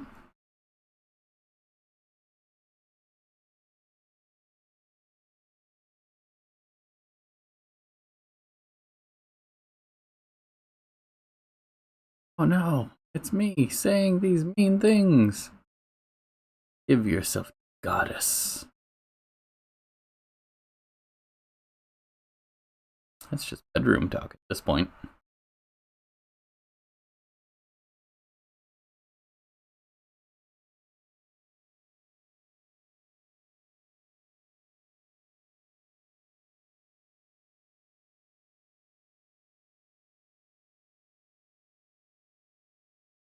I forgot that he recognized that Pekka was Yggdrasil.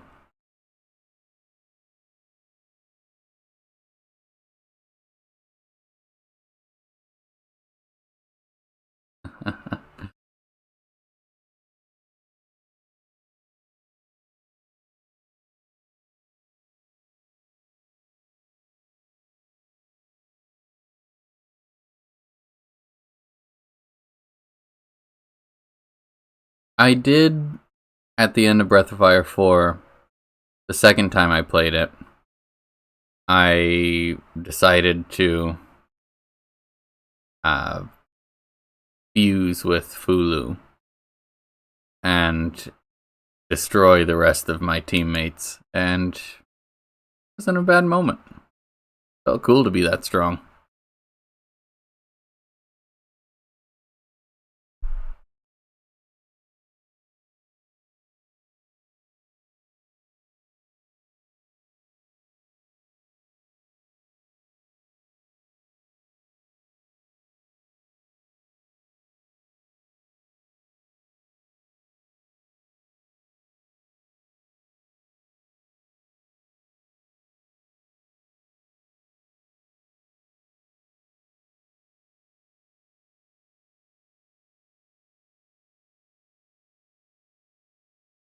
They are, but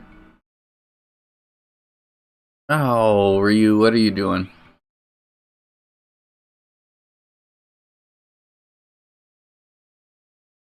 They are both good, but I mean, obviously, at the end, you want to come out the good guy.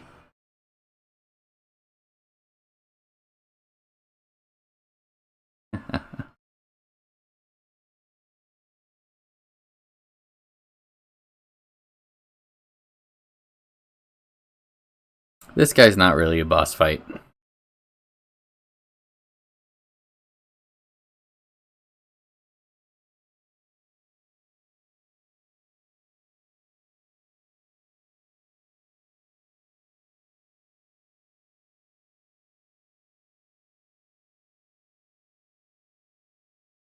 Yeah.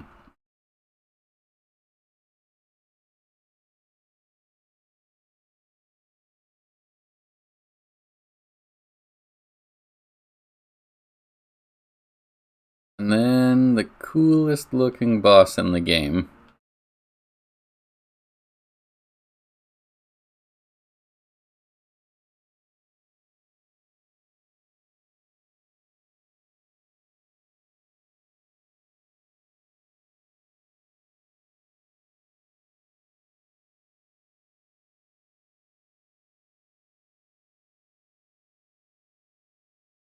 Oh, who's gonna fight again? It is not Nina.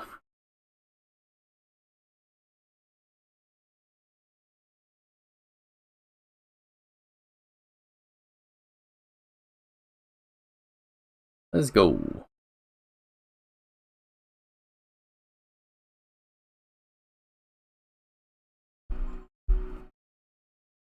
Heal. Her.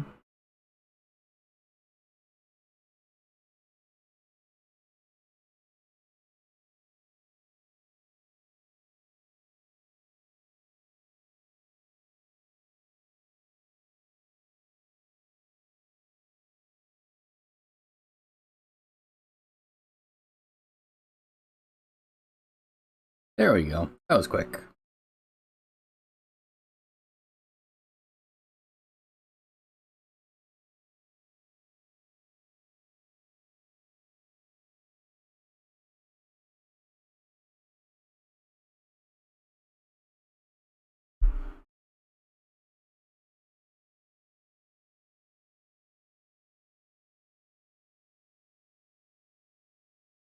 But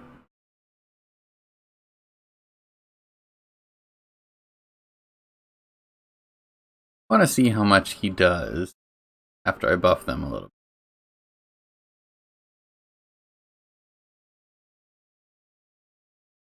I feel like the Dragon Blade is supposed to be good against dragons, but maybe I'm remembering that wrong?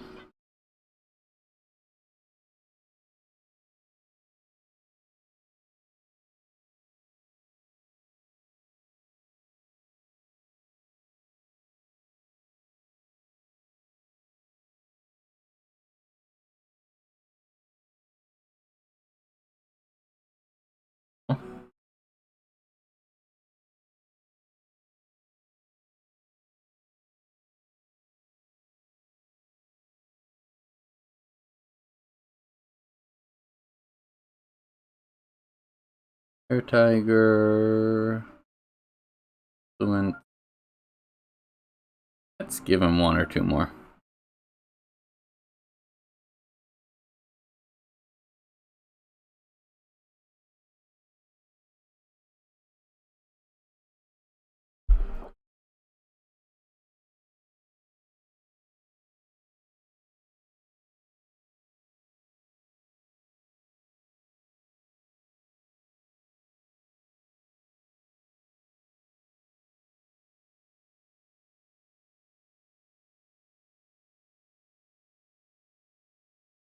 Okay, let's see which one does more damage. There we go. 136.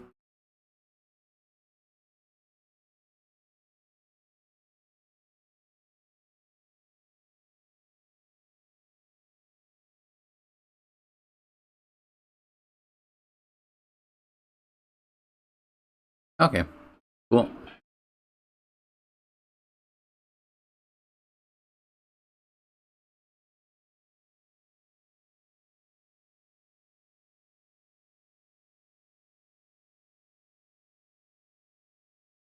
Does Ryu have a Ring of Fire on? No. No. There's Light Bangle and Shaman's Ring, yeah.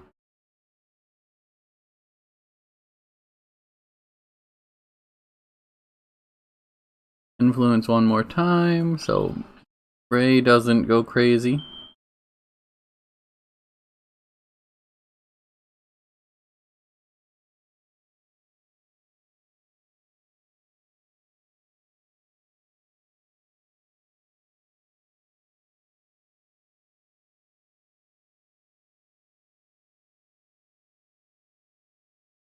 Okay.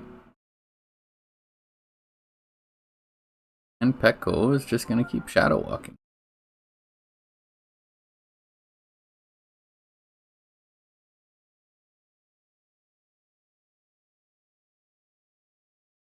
What? I just...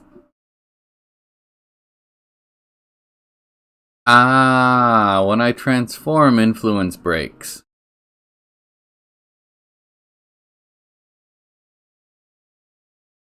So Pekko needs influence. Okay, I'll move it over.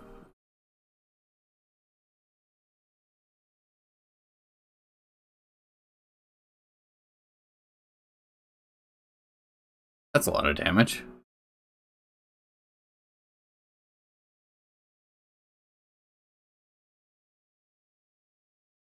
Oops, meant to Shadow Walk.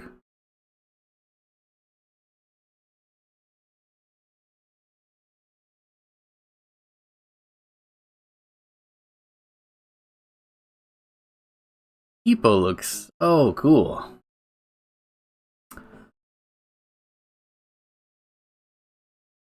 I'm also kind of upset you don't get his dragon transformation at the end of this.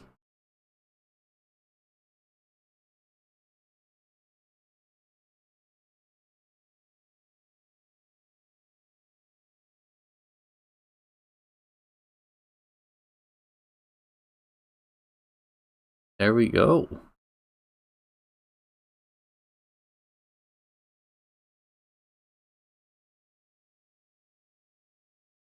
And I can wear all that now.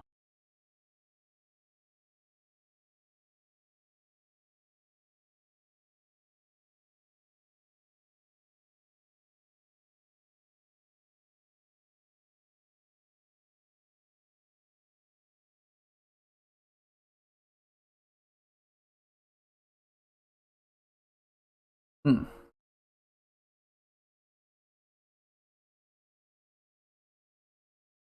Poor little guy.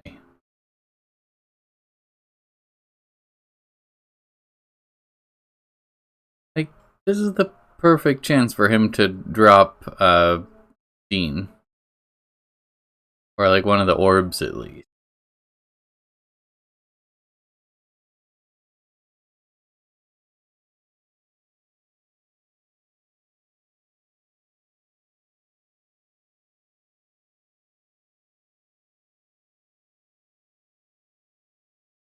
Card key A.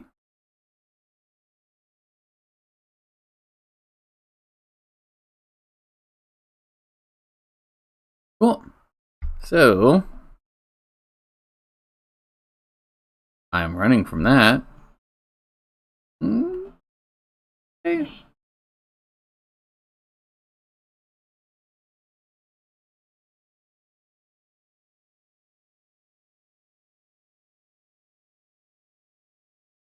This is not a fight I am prepared to be in. What the hell? Okay, now that I am escaped from there, I am gonna hit the hay. Thank you for hanging out. Fun. I think tomorrow evening, probably, I will finish the game. I'll go and kill Miria. But, yeah. Hope to see you around Ark. Have fun with your child. And you as well. And everyone else, thanks for hanging out. It was fun. See you later.